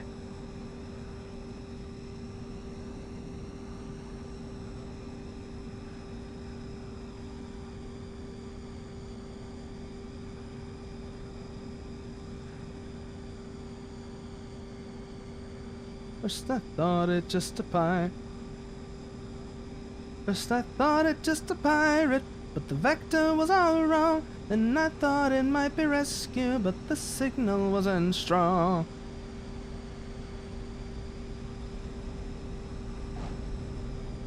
Okay, and we are down. And that's the landing on a Stobble carrier, which is, like I said, very interesting.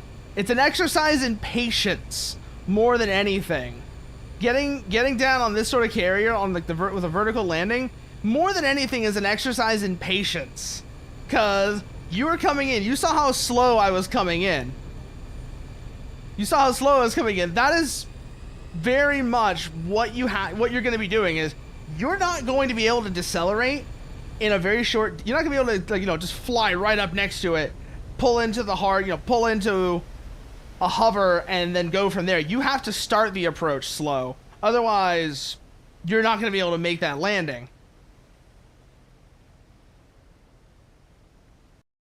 But putting that aside, let's go back into it there. Let's go back into something else, something in actual mission now. Ooh, what would be an interesting one? Skill issue, you can do it IRL. Yeah, bullshit, Falcon. Bullshit. Don't even start. Don't even start.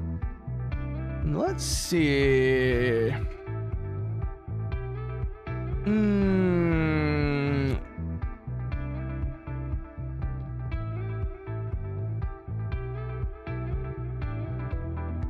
What is a good one that has the Revoker? That's the real question.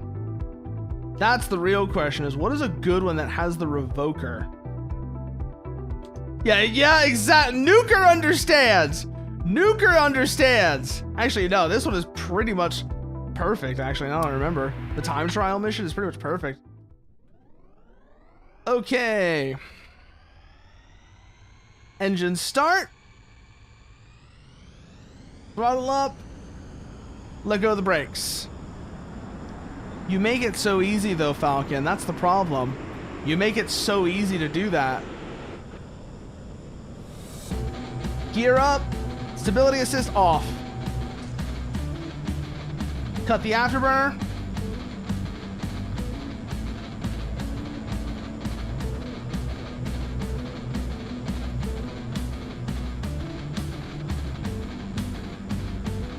And here we go. This is, like I said, we were talking about the Revoker theme before. This is that jet. And you'll also get an example, you'll also get to see an example of just how ridiculously maneuverable this jet is too. Like, it is absurd. Yep, trench run time indeed. And the Revoker is the perfect jet for that as well. Fuck. I hit the canyon. Actually, I should see if someone has made a good canyon run mission. At some point. I should see if someone has done that. Because that would absolutely be perfect for the Revoker. Something like the AC-7 canyon run.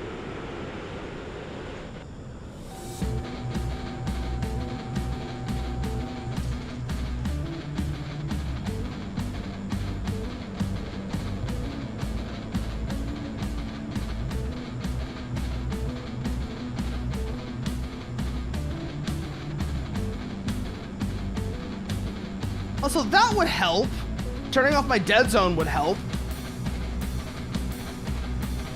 I was wondering why this plane felt weird.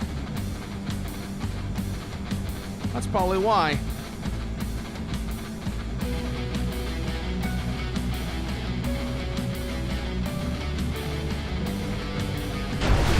Ooh. Something has changed.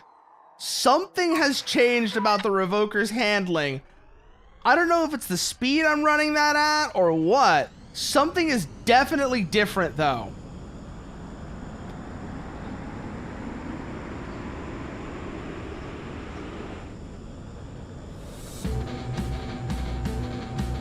Because like I said, that turn is one that I would usually be able to make. Especially with the stability assist turned off. Hey, Rebecca, what you up to? What you doing? Let's see if I can't get this correct this time. We're trying to fly the Revoker through trying to fly the Revoker along a bridge and into a canyon. Well, not even a canyon, but a... Thanks for the follow, by the way. What have you been... Like I said, what have you been up to? Get that a little higher. Shit. Stall.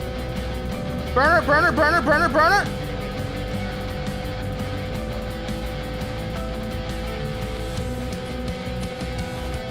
Watch us go. The power of thrust over aerodynamics. And thank you for that.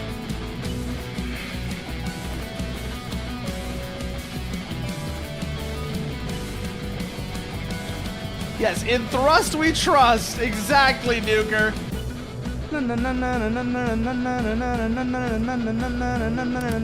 Stall.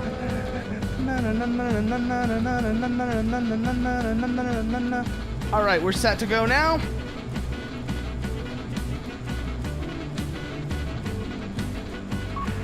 Okay. Radar and a SAM site. Pop up. Rifle, rifle.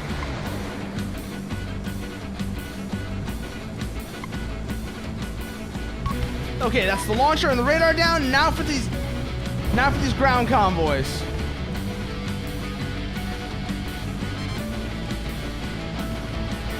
Rifle.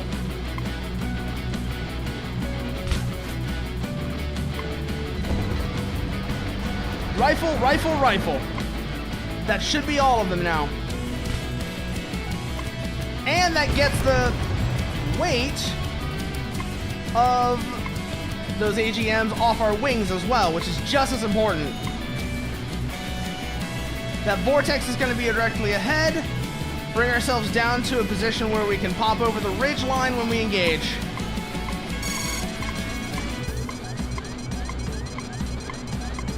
Fox 2.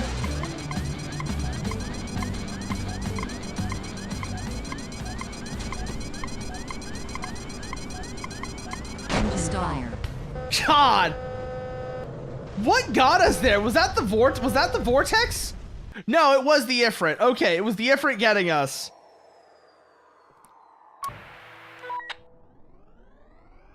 I was wondering, I was like, was that the vortex that got us with an over-the-shoulder shot? Because I know that's something you can do in this game, but not usually with the sights. Oh. Oh. Oh my. Oh, Falcon. Falcon wants to gamble. Interesting. Well then, Falcon, let's see if your luck holds up today, shall we?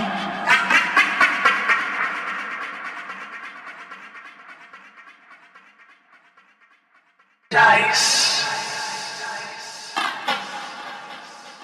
As always. So we roll. And if you roll snake eyes, who knows what'll happen?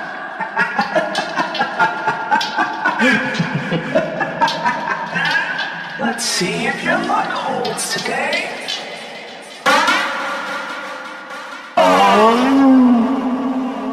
Very close. Came extremely close. A 3. Just on the edge of catastrophe.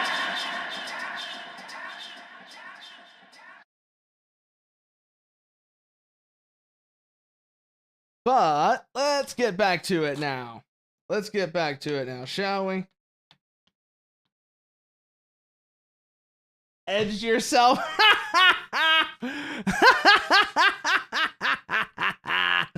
Well, unfortunately for Falcon, he did.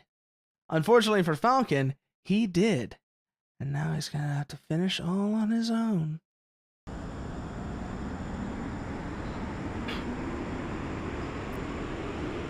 Too bad.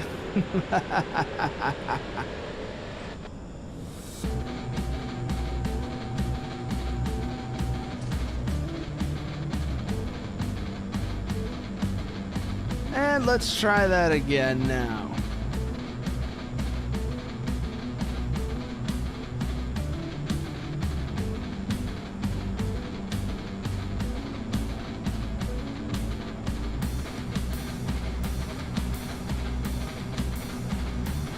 Turn off the stability assist for this next part. Afterburner back on, we'll need the additional thrust. Ugh! Still not enough. Wow, okay, like I said, something got changed on the Revoker. I'm not sure what, but something got changed. For sure. Because before, I was able to make that turn. Again, like I said, I don't know if I've done this mission since the update. It might be the update changed it rather than the mod. But one or the other has changed the way the Revoker handles in a substantial enough way. I can't make that turn anymore. I can't make that turn the way I was before. I'm not saying, oh, I can't make that turn at all, but it is very much a different turn now. No, my dead zone is off. So don't even start with me. Don't even, so that's not it for sure.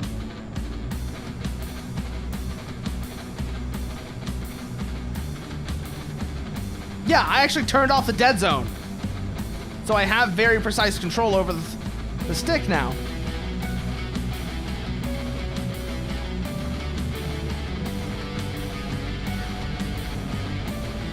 I missed it. Back around, back around, back around, back around, back around. Hold that post stall.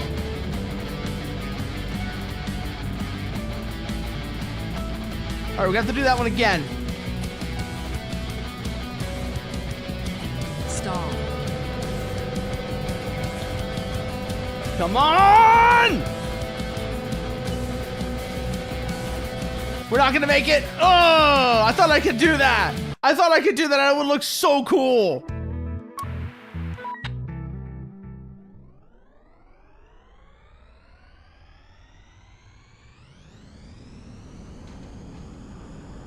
That would have looked so cool if I had made that. Just like the sliding the tail against the ground.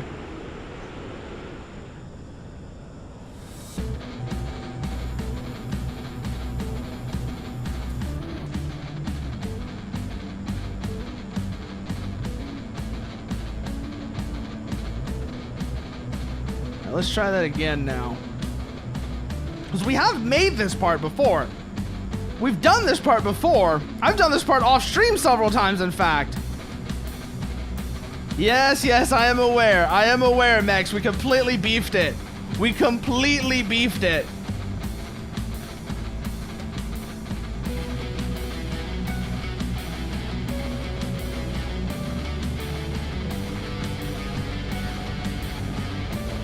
Missed it again? All right, coming back around.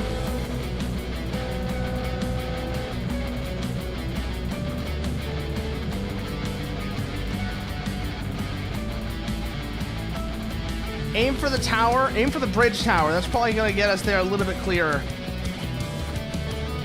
Stall. There we go. That's the maneuver I was trying to do.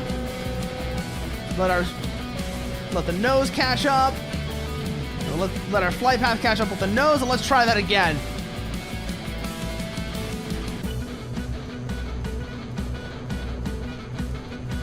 Woo! Turn it back on.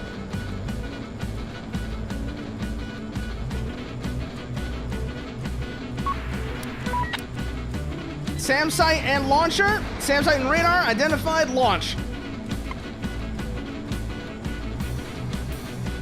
They shouldn't have enough time to intercept, so we should be in the clear. There goes the launcher. There goes the radar.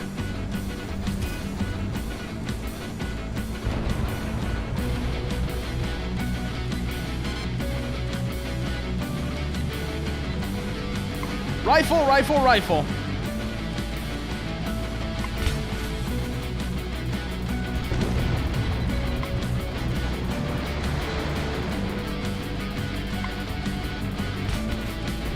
I think we just got everything except the one I wanted. Fuck. Okay, that effort's in the air. We'll have to deal with them. We'll have to deal with the vortex, the effort, and the revoker before we can get that truck.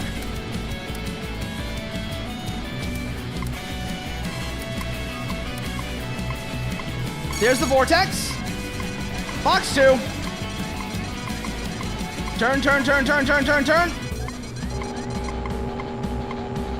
All right, juke the missile. Where's that Ifrit? Shit, we don't want to gear down. I don't want to gear down. Raise gear. They've launched another one off. Box 3.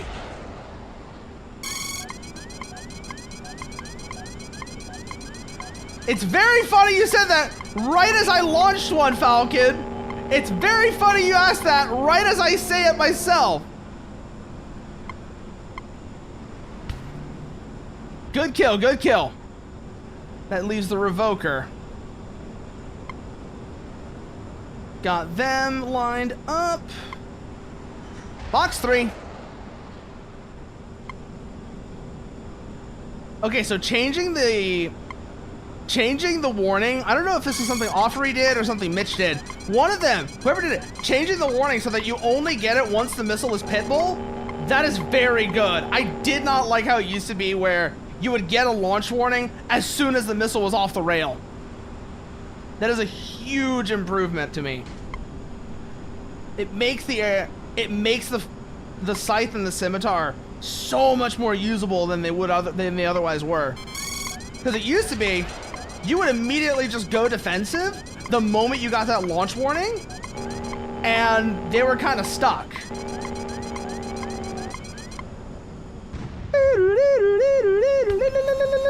Okay.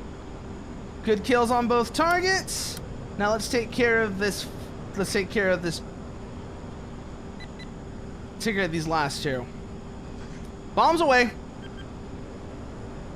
And that has the real nice advantage of we are completely, or almost completely, unladen now. We have one S3 left.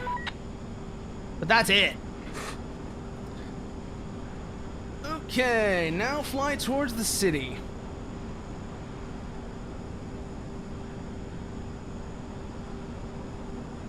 While we're heading there, put on Ignis.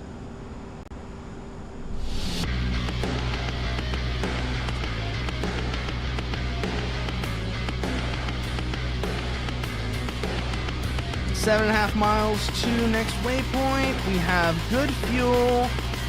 Aircraft still in good condition. Minor damage to the trailing edge surfaces, but shouldn't be that big of a deal.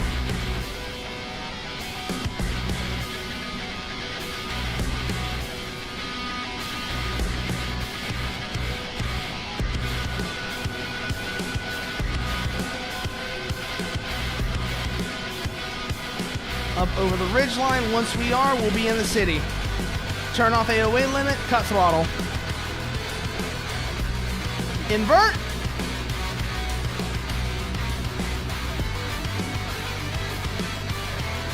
Relevel.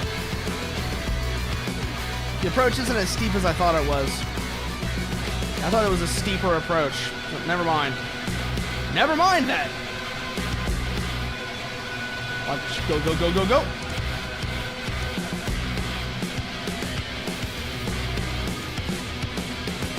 Round. Where's that waypoint? Where's that waypoint? Stop. Got it! Alright, we're gonna have to circle around for it.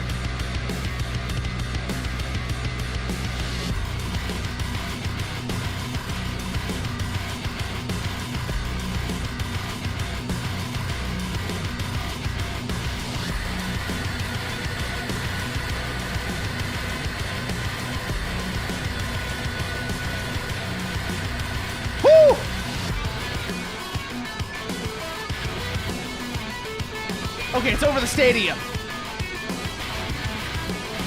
I could not spot it for the life of me until just right now. Next one's gonna be on the other side of the city, though. Wait, never mind. No, it's not. Well, kinda is, actually. Coming around. There it is, down the street.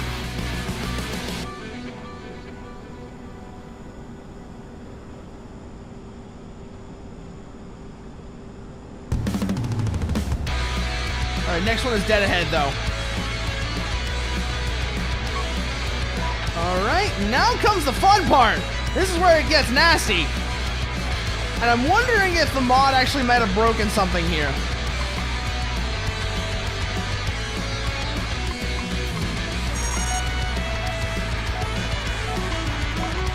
Fox 2.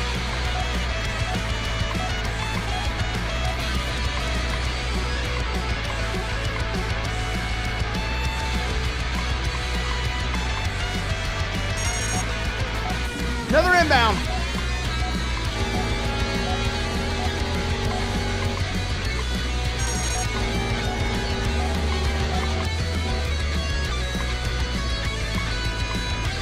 Five miles to target.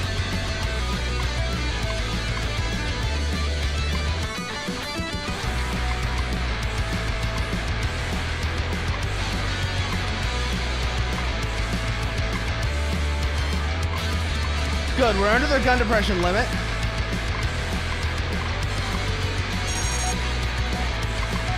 Come on, come on, come on, come on, come on! We're through! Didn't hit the waypoint, but we're through! Have to come back around and hit it now.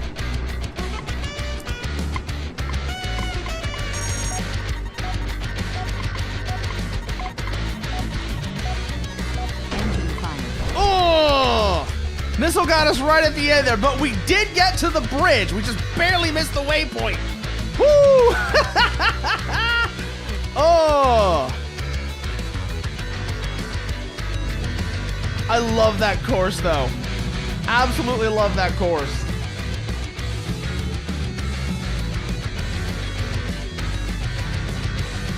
Domination. Now we get to see a better feel for actually what combat is like with this as well. Because that was more just, you know, a course run. Let's think here. So keep that the same.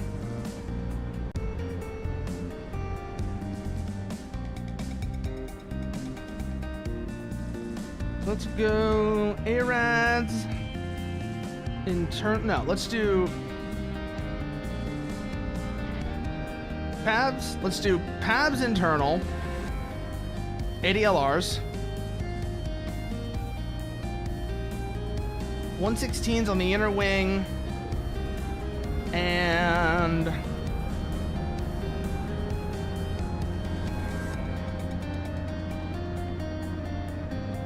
58s on the outer. Okay. Get ourselves onto the runway, and we'll go from there. Start with the 116s.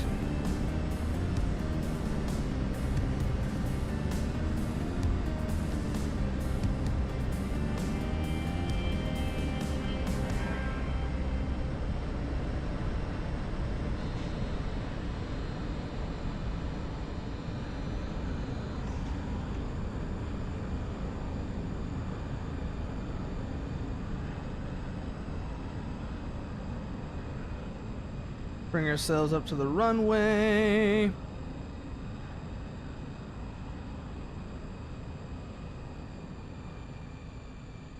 As before. Throttle up.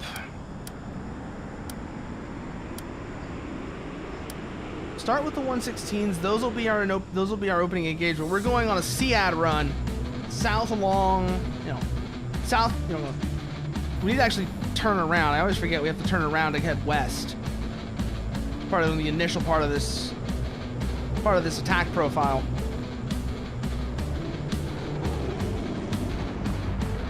So head west.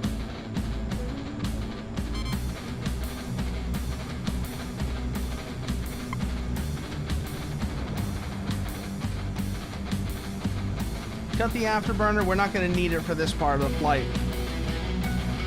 And we're going to run along the western coast until we get to around here.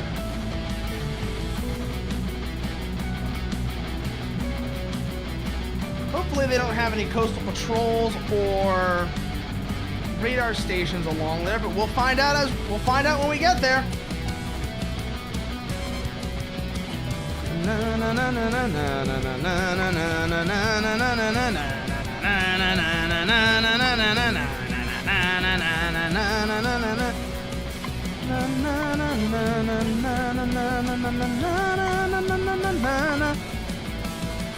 I swear to God, I love the Revoker theme. It really does just get you going. The guy who did the, listening to Nuclear Option soundtrack, like, when he chose that scene from Redline, they knew exactly what they were doing with that. It is a perfect fit.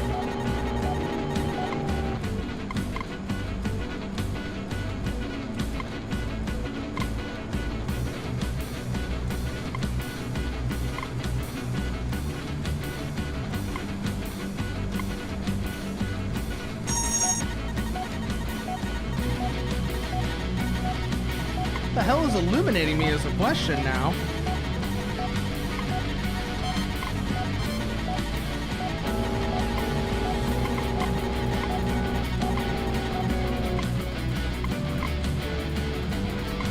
they shouldn't have a track on me. Because they shouldn't have a line of sight. How are they tracking me? That didn't make sense there. They shouldn't have been able to track me. I broke line of sight. I don't know if Offery did anything that made it so that they could do, for example, so that the missiles could be guided by a radar other than the battery radar. If they did, then that would explain it, but that'd be kind of weird.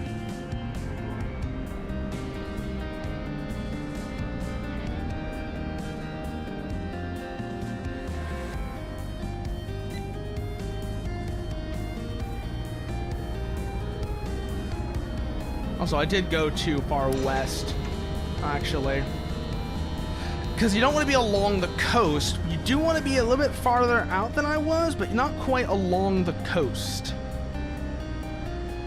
And so raises the question, though, what the hell was actually tracking me there? Because I can't think of anything that would have let them track me like that.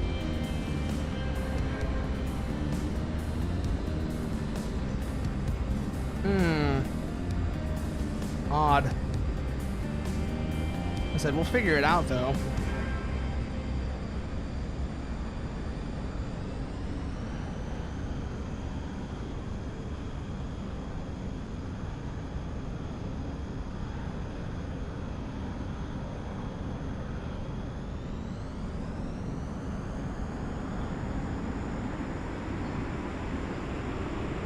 We will figure it out.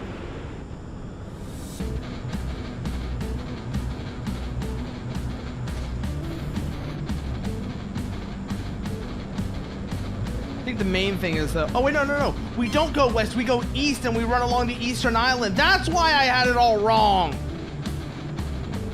It's been so long since I've done this. I did this attack profile completely wrong. That's why they were able to engage me so easily. I need to go this way. I need to go east, not west. I remember the attack profile now.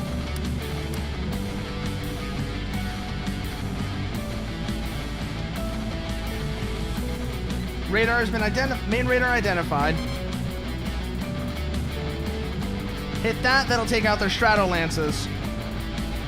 Which will make the rest of the... which will make strikes for everything else easier.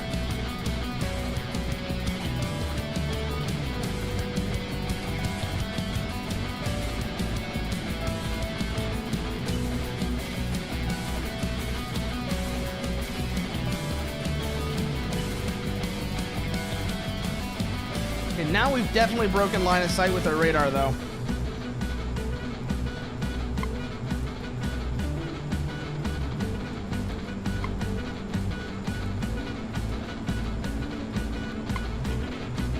Ad break is about to start, though, so we are going to hold on this and let that play out before we continue.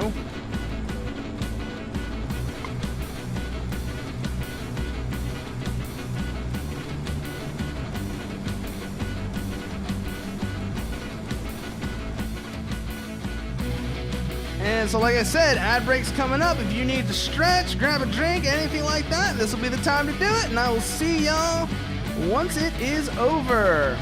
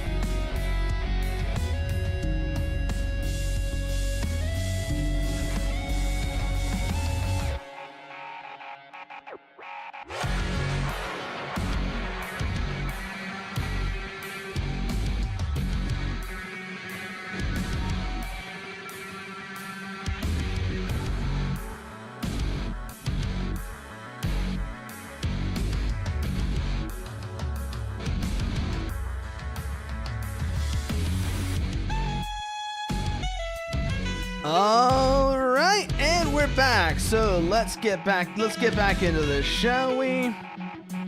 One thing we're gonna need for this, though, so let me just put that on. Oh, I did unmute the mic. Okay. I don't think I ever did mute the mic. Fuck. Whatever, it's fine. It's fine, it's fine, it's fine.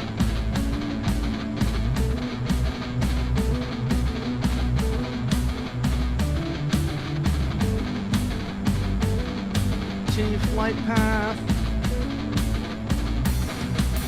Down this way, though. And we'll be able to make good time. Which is the main thing right now. As long as we can make good time, we'll be okay. Afterburner is off, so we are alright there.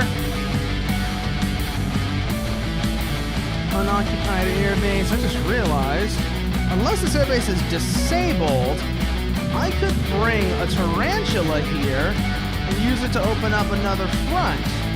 That might be worth looking at and trying. That might be worth trying.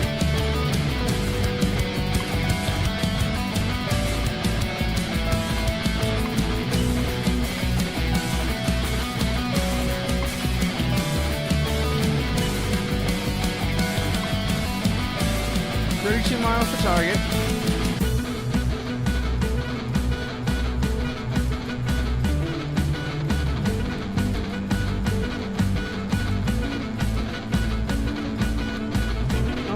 We are actually pretty well situated now. We will make our eastward turn at that road junction.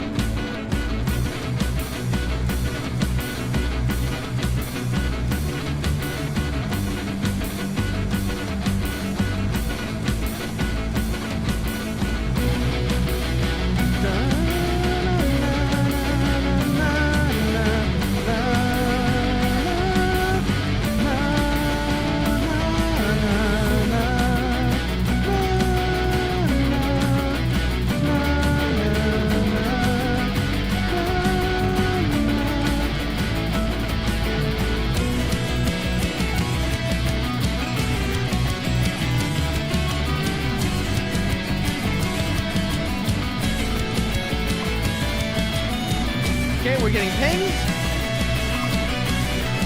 Start our eastward turn.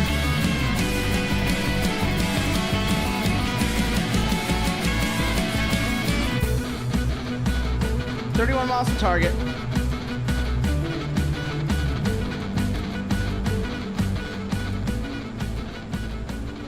However, we don't want to cross over the water because that'll give them very good. That'll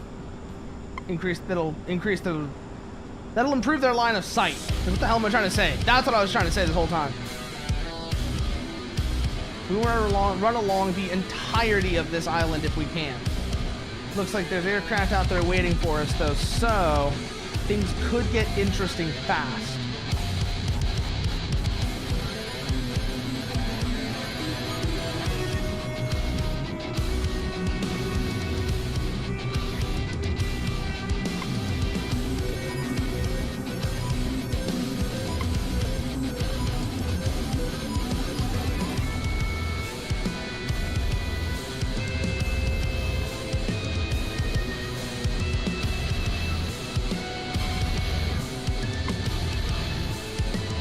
Start our turn in now.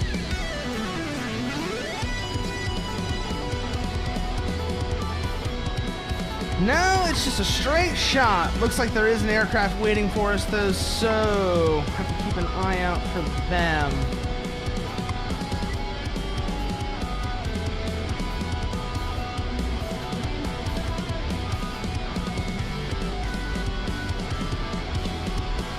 $19 miles to target. We are on a good approach.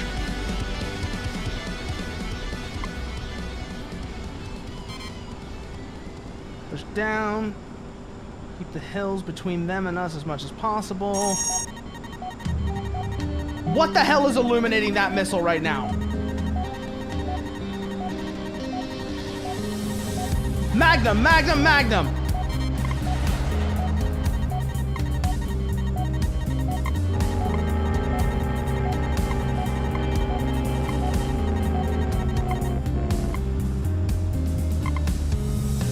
bitch could see me through the hill? How?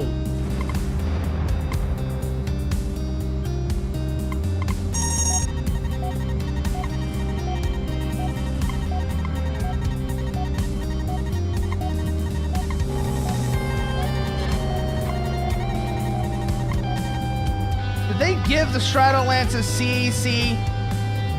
Did they actually give the Stratolances CEC? If they did, that is a bitch.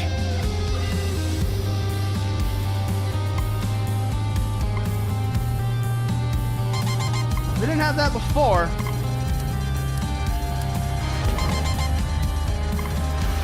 Engine stall. Shit. Did we get him? No, we did not. God damn it. I still want to know how the hell that Stratolance was engaging me.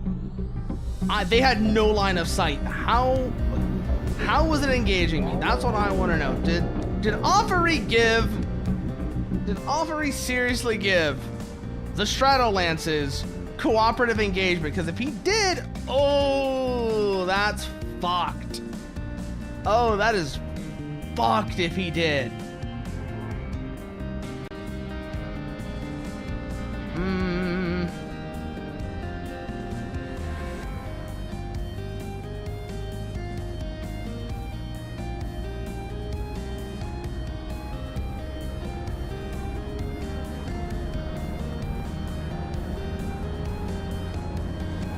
Get those S2s off. Try something else here.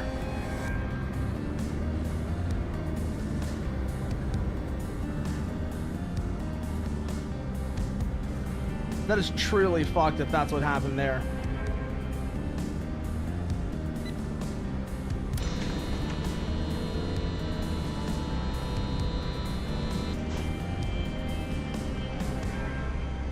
Because I can't think how else they saw me.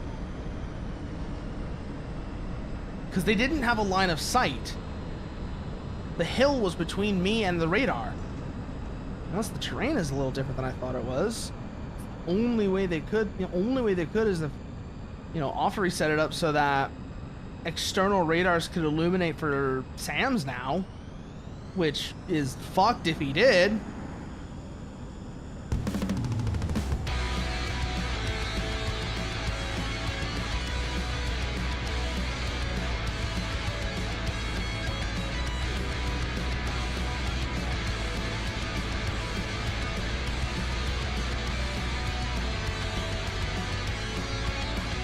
That would explain it pretty much perfectly.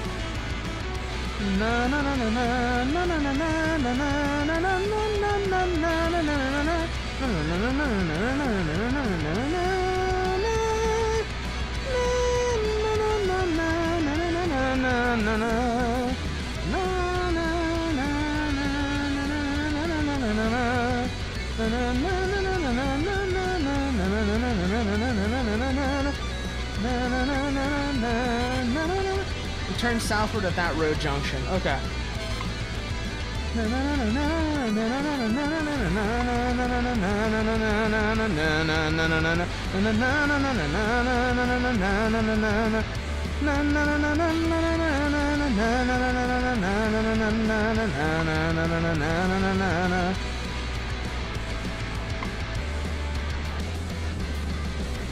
Alright, so coming around this way again.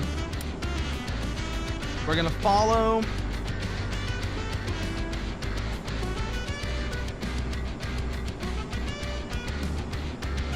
this mountain across and then turn east, and so like I said, turn south at the road junction east of it.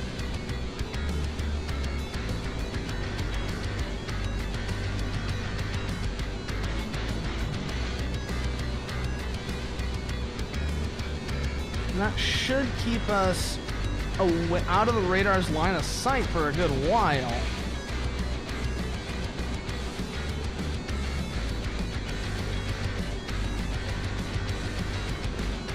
At the very least, that's what you would think.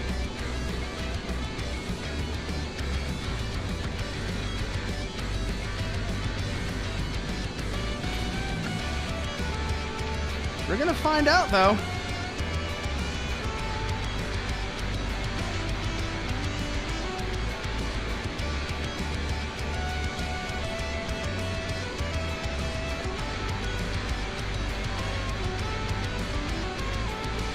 Around this way now. Now we should be in a position to make this work. Yeah, we are. Stay low, stay fast. It's gonna be the main thing here.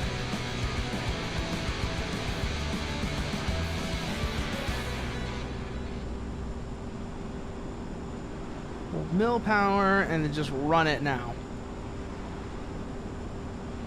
We didn't start with full fuel. I think we started like 70% or so. So we should be alright on fuel. Especially since I'm not running the afterburners at all.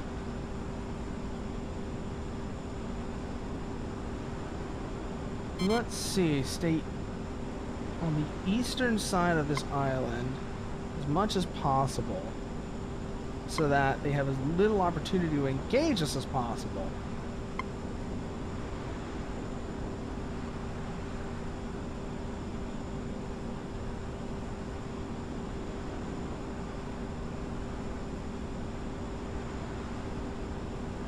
Let's see how this goes for us.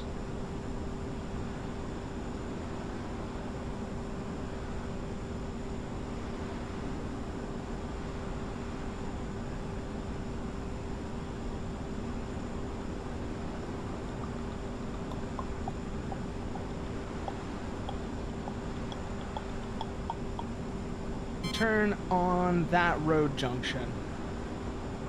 I was trying to remember. It's not this one that's coming up, but the one after it and slightly to the west. That's when we make our turn.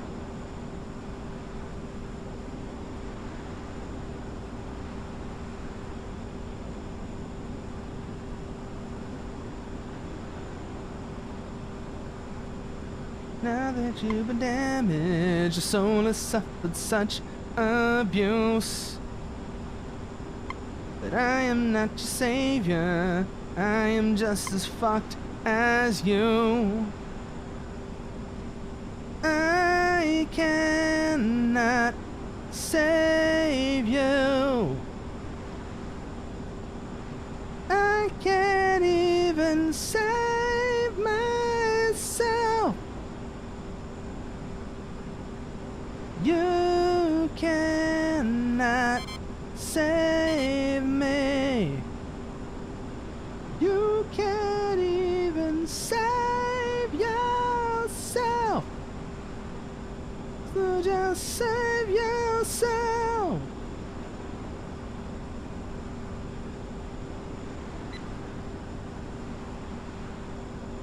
So, 27-mile range. We're trying to get as close as we can before they start launching. That's the main thing.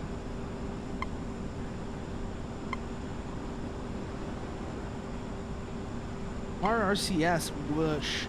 Our RCS is small enough we should be able to get fairly close, especially making use of terrain. The real question is just... But the real question is... Ah, never mind. We just crashed. Okay. We just crashed. Shit. So the real question is... I still want to know how they were able to engage us through the hill. That really is the big question in my camp that I have got is how were they able to engage us through the hill? I didn't like that. I didn't like that one bit.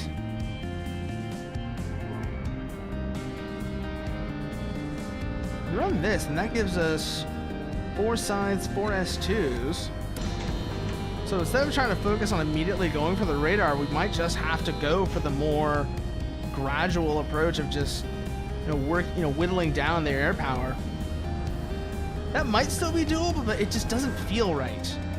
Something about that feels wrong. It was previously able to do that in a revoker, but it seems like even when they don't have line of sight, they have the ability to engage. That was really messing with me.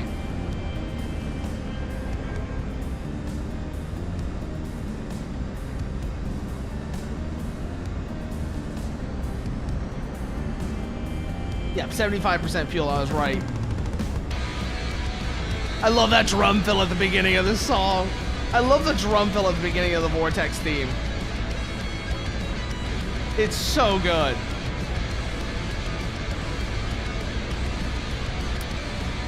Na, na, na, na, na, na, na. Compass, Revoker, and Medusa. Not worth going after the Deuce. So focus on those other two. Wait until we're in the no escape zone, and then we'll launch.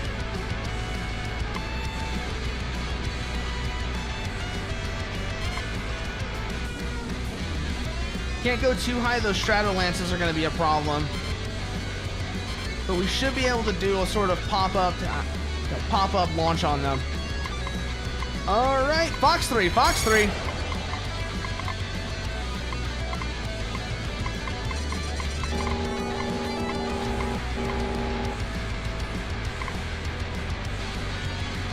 Good, managed to evade both of them.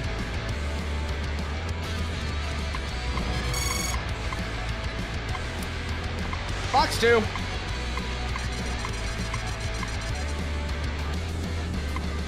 Did we hit either of them? Doesn't seem like it. Someone just got the compass though, so it's not really a problem.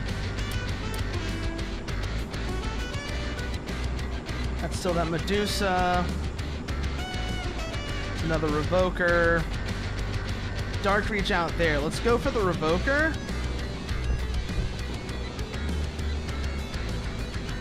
Actually, we're very close. We could go for that Medusa. So stay on that hill. We're gonna come over and try to get the Medusa from point blank.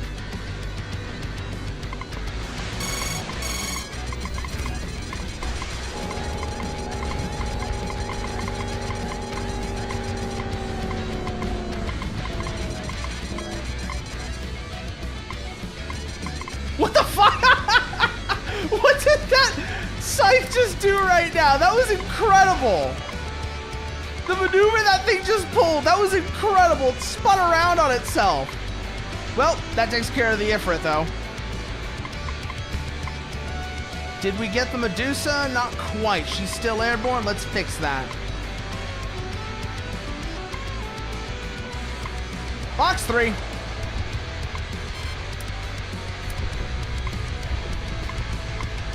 Probably won't be enough to bring it down. Deuces are pretty swifty.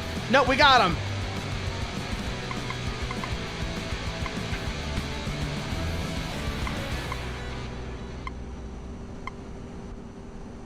We actually got him there. I didn't think we would. Oh, shit.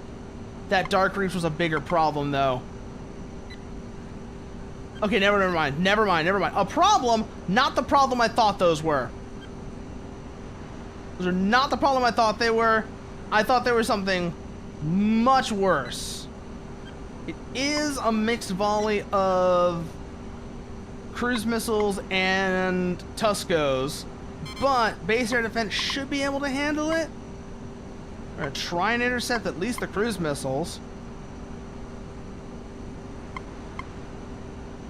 We can, but this should be able to be. They should be able to handle it.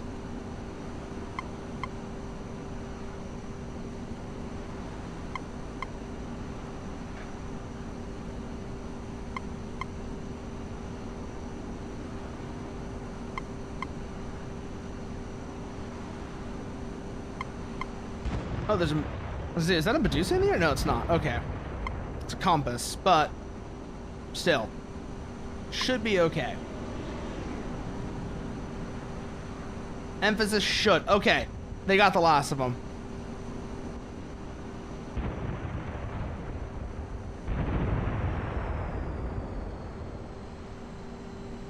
We just took some pretty nasty whacks though, so probably not a good idea to go for a short or vertical landing. We'll probably want to just come in conventionally come in conventionally and take it gentle. Vertical tail in particular took quite a beating.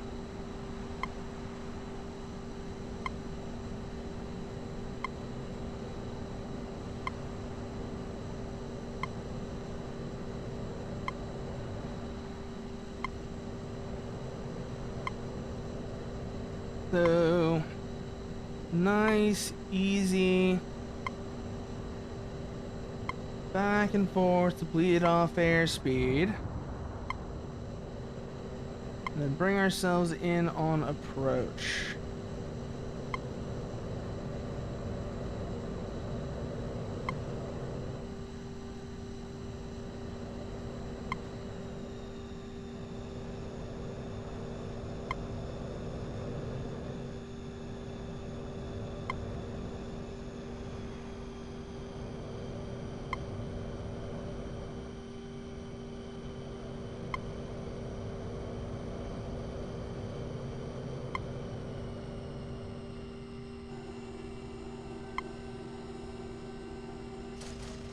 Said gonna want to probably go a bit faster than otherwise would, just to compensate for the loss of lift. But otherwise we should be okay.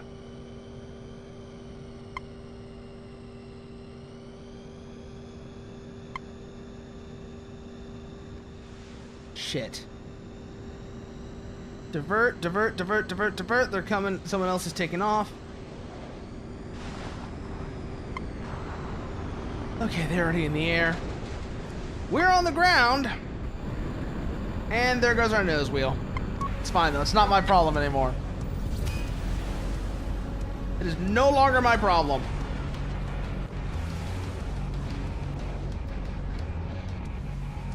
Ooh. Okay.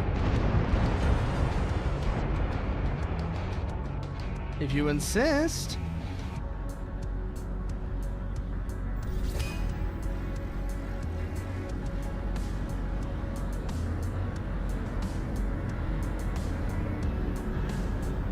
Can't use the nuclear ones. They don't, can't get the nuclear ones. But the ordinary ones will do just fine for our purposes. Primary target is going to still be that main radar for the Stratolances.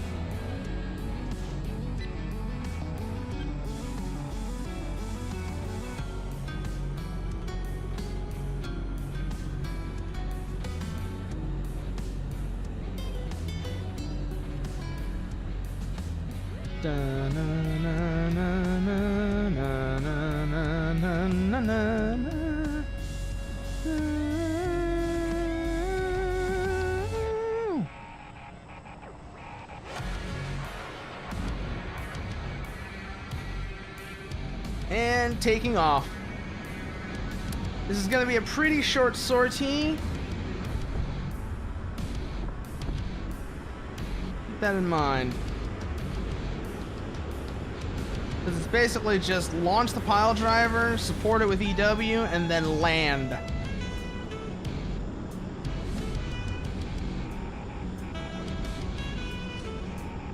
Target is 25 miles away, well within range. Na, na, na, na, na, na. Do this from the safety of the base without too much trouble at all.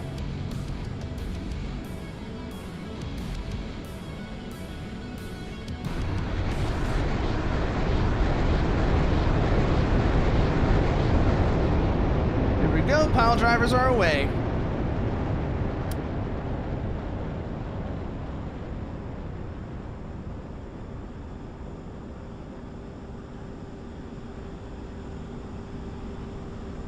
Pulling up to begin jamming.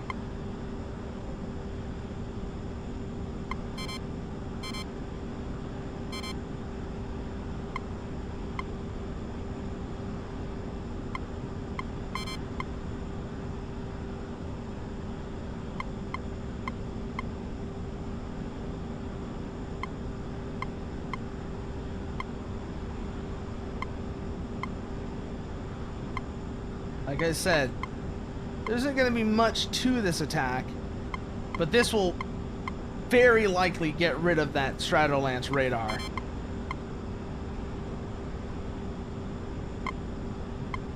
As long as we don't go down too low where we lose line of sight, jamming will keep the radar from engaging until they're too close, and the Pile driver is a tough target to hit. They go damn fast. So get rid of this.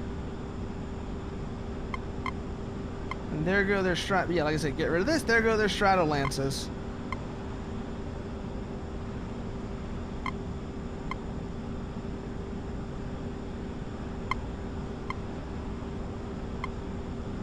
Just flying in a big circle. Looks pretty damn cool though. I really do want to know what it's like. If, like I said, from what I heard, that Mitch is actually going to redesign this thing is true. I wonder what it's going to look like afterwards, because it is a pretty iconic design in a lot of ways. It is admittedly a pretty iconic design, even if there's a lot of elements of it that don't really work. That don't really work, per se.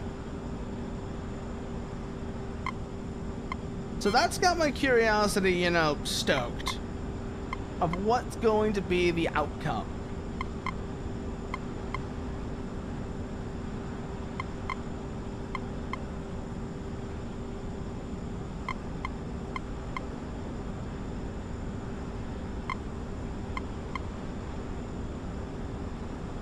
Stratolance is there.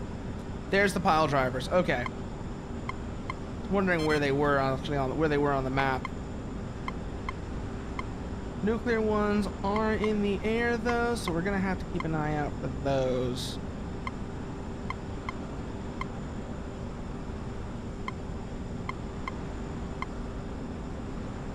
Maybe could have spread the volley out a little bit to...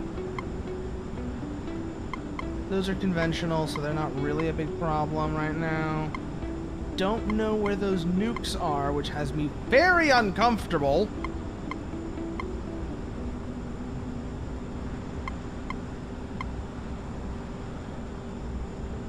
But pile drivers are on good approach, and it seems like they have not been engaged.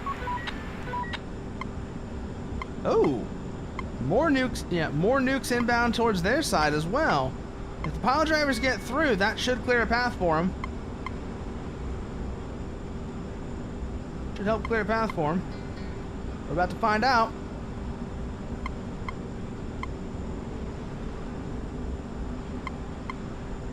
They're starting to engage the pile drivers. Don't think it's going to matter, though. Okay, radar's down.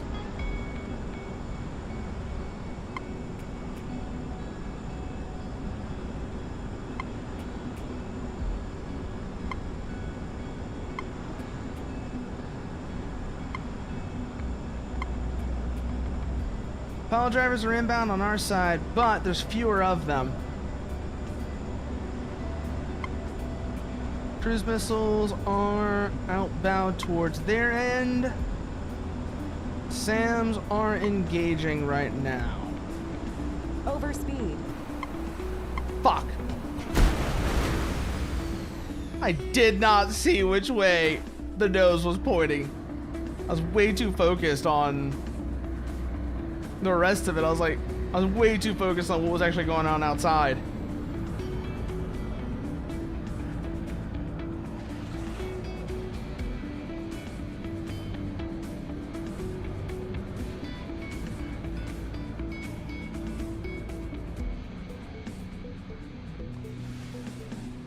Let's see.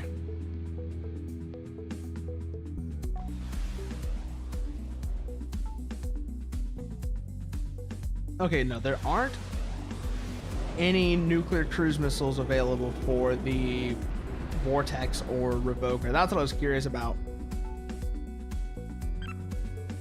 Is if those were a thing or not.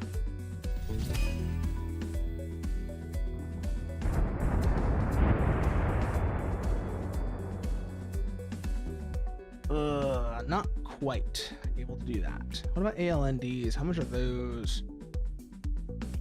Oh, I can take 2 pile drivers, take 4 pile drivers, 4 ALNDs. So I can do a mixed volley. Let's see how this goes.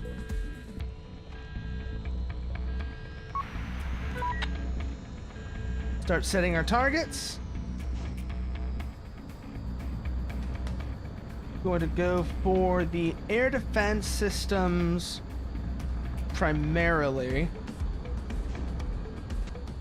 So the line breaker and so on. Okay, that's one down. Take that out completely so they can't put a new radar there. Get rid of that SAM site. Get rid of that Aero Sentry and that SAM site.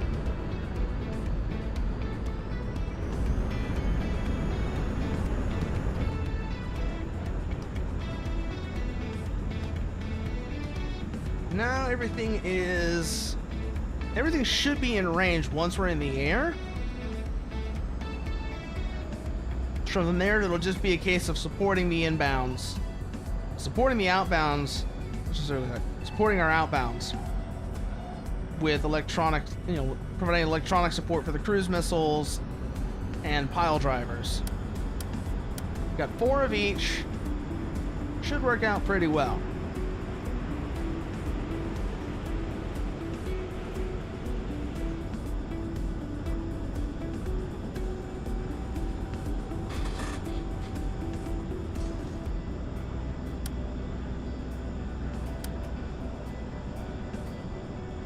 Right, we are in the air. Coming up to speed, and once we get to a launch point, we will commence the engagement. Around this way, like so. Let's see if we can't get on target.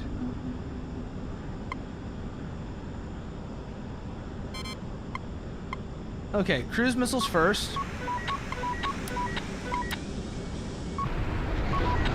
And then the pile drivers.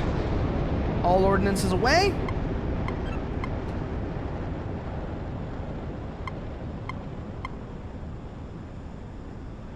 Searching for... Is there more than one bolt strike? It doesn't seem like it. So... Now, like I said, as before, support the bolt strike.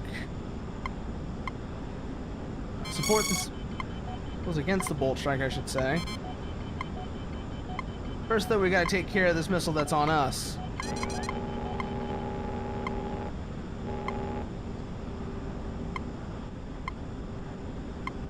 Alright. Bolt strike is being jammed. See if any of them make it through.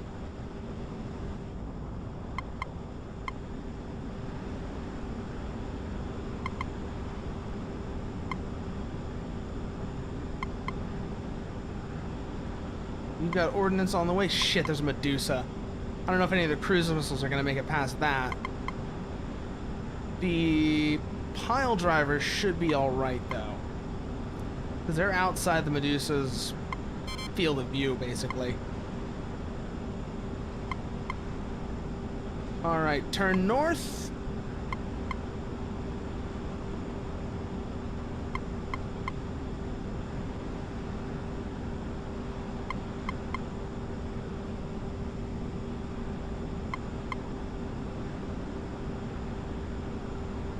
Like I said, we're just kind of maintaining a... This is what I was before, is maintaining a constant orbit as the weapons are outbound to keep them supported.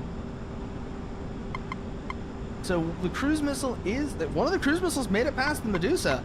That's still surprising me a little. That surprised me a little, actually. I didn't think any of them were going to make it through once I saw that Medusa was there. Okay, turn eastward and... hold course.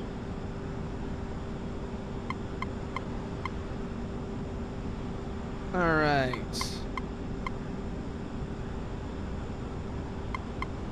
Check to see what the current time of flight is. Because the Stratolance is gone, so they have definitely lost their ability to engage, lost much of their ability to engage these. Unless something else can provide data, because providing target data target data and illumination for the Shadowlands. That's the big question I have. Is I don't think anything is, but if anything has the ability to, that's going to complicate things.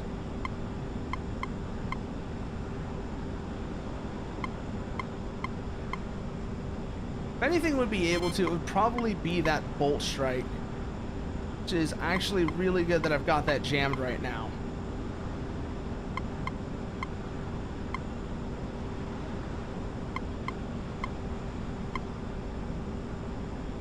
Okay, pile drivers are on making good time. Doesn't seem like any of them have been intercepted either, which is even better. Turn south.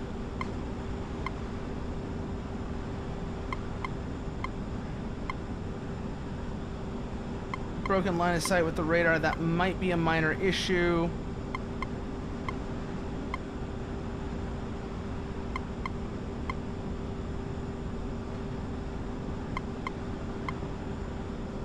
See if we can't fix that before it gets to engage. Because if it can engage them... Alright, it's engaging. This is what I was hoping to avoid.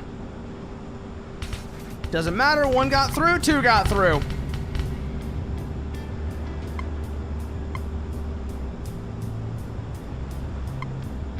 Okay, time to land. Holy shit, that is a lot of ordnance. Somebody brought 68s on a Dark Reach. Damn! Didn't realize it could carry that many. Suboptimal. One might say suboptimal. But we should be in an advantageous position because 2 pile drivers did get through, and those are the 20 kiloton one. Those have the 20 kiloton warhead, so we should be in a much better state than they are, even with that successful attack.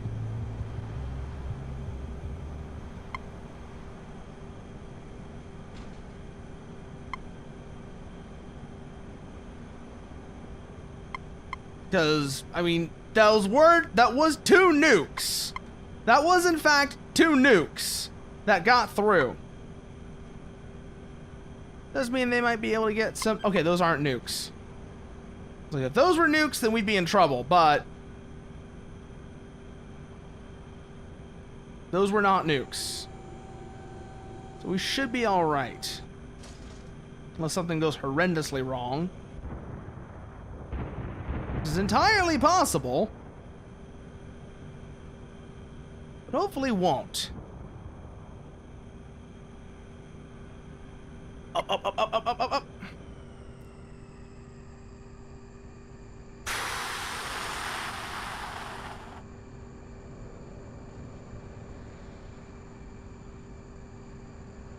All right, we're okay. We're okay. We're okay.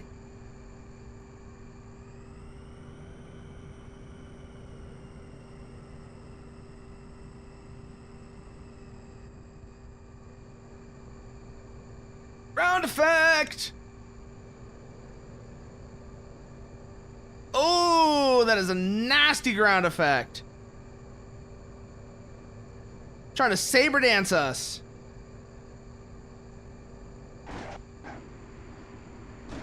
Okay, but we're on the ground. We're on the ground. Get off the runway.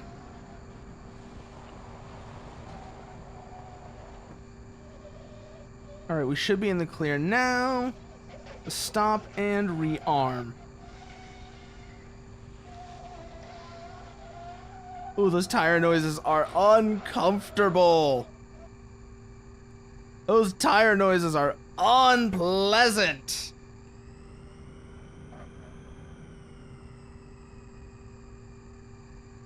Alright, run that sortie again.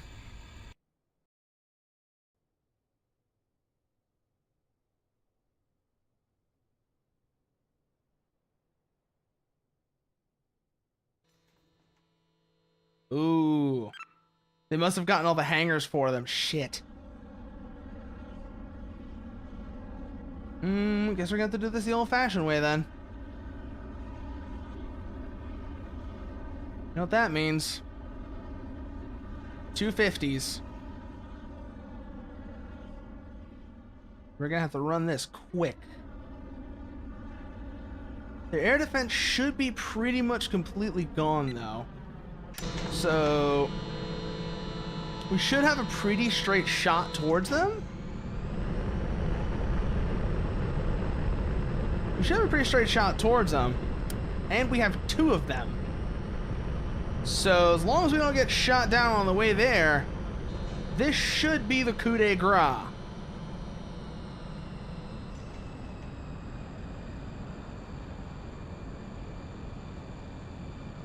Let's see if I'm right.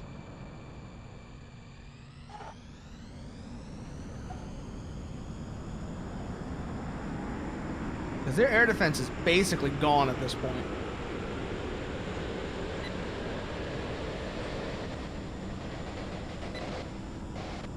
Okay, we are in the air. Raise gear. We're gonna start a hard climb.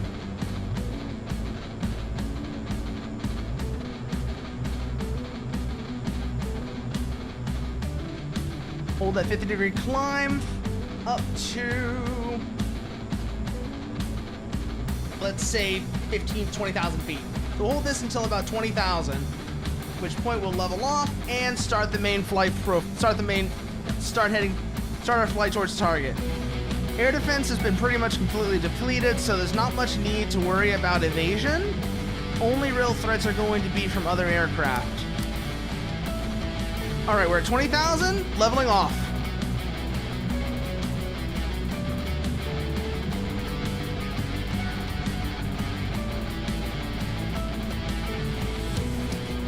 Release point is 90 seconds.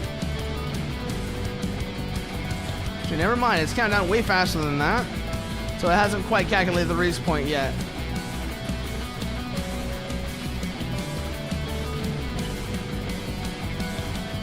Let's see here.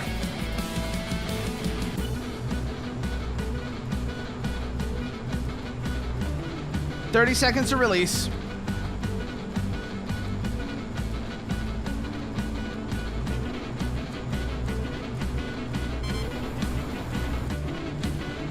"20. Here we go. 10 seconds to release.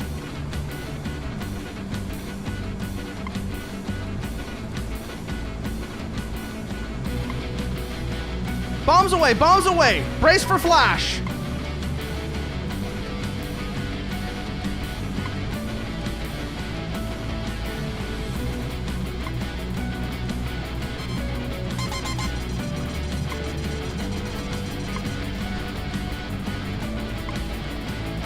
Down they go.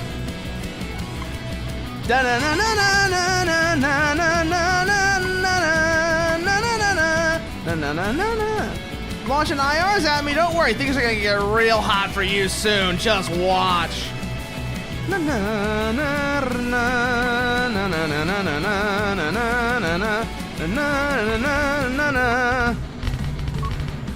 Boom. Oh, the timing on that was perfect too. Oh, beautiful. Absolute thing of beauty. But I think that is where we're gonna call it for tonight. So let's go see who's on we can raid into, shall we? Let's go see who's on we can raid into. Let's see, Coat's on. Grimmy's on. We raided Grimmy the other day, though. Karagi's on. Haru's on. Peony's on. Ooh, let's go raid Peony. Let's go see what she's doing in Digimon. Let's go see what Peony's doing in Digimon.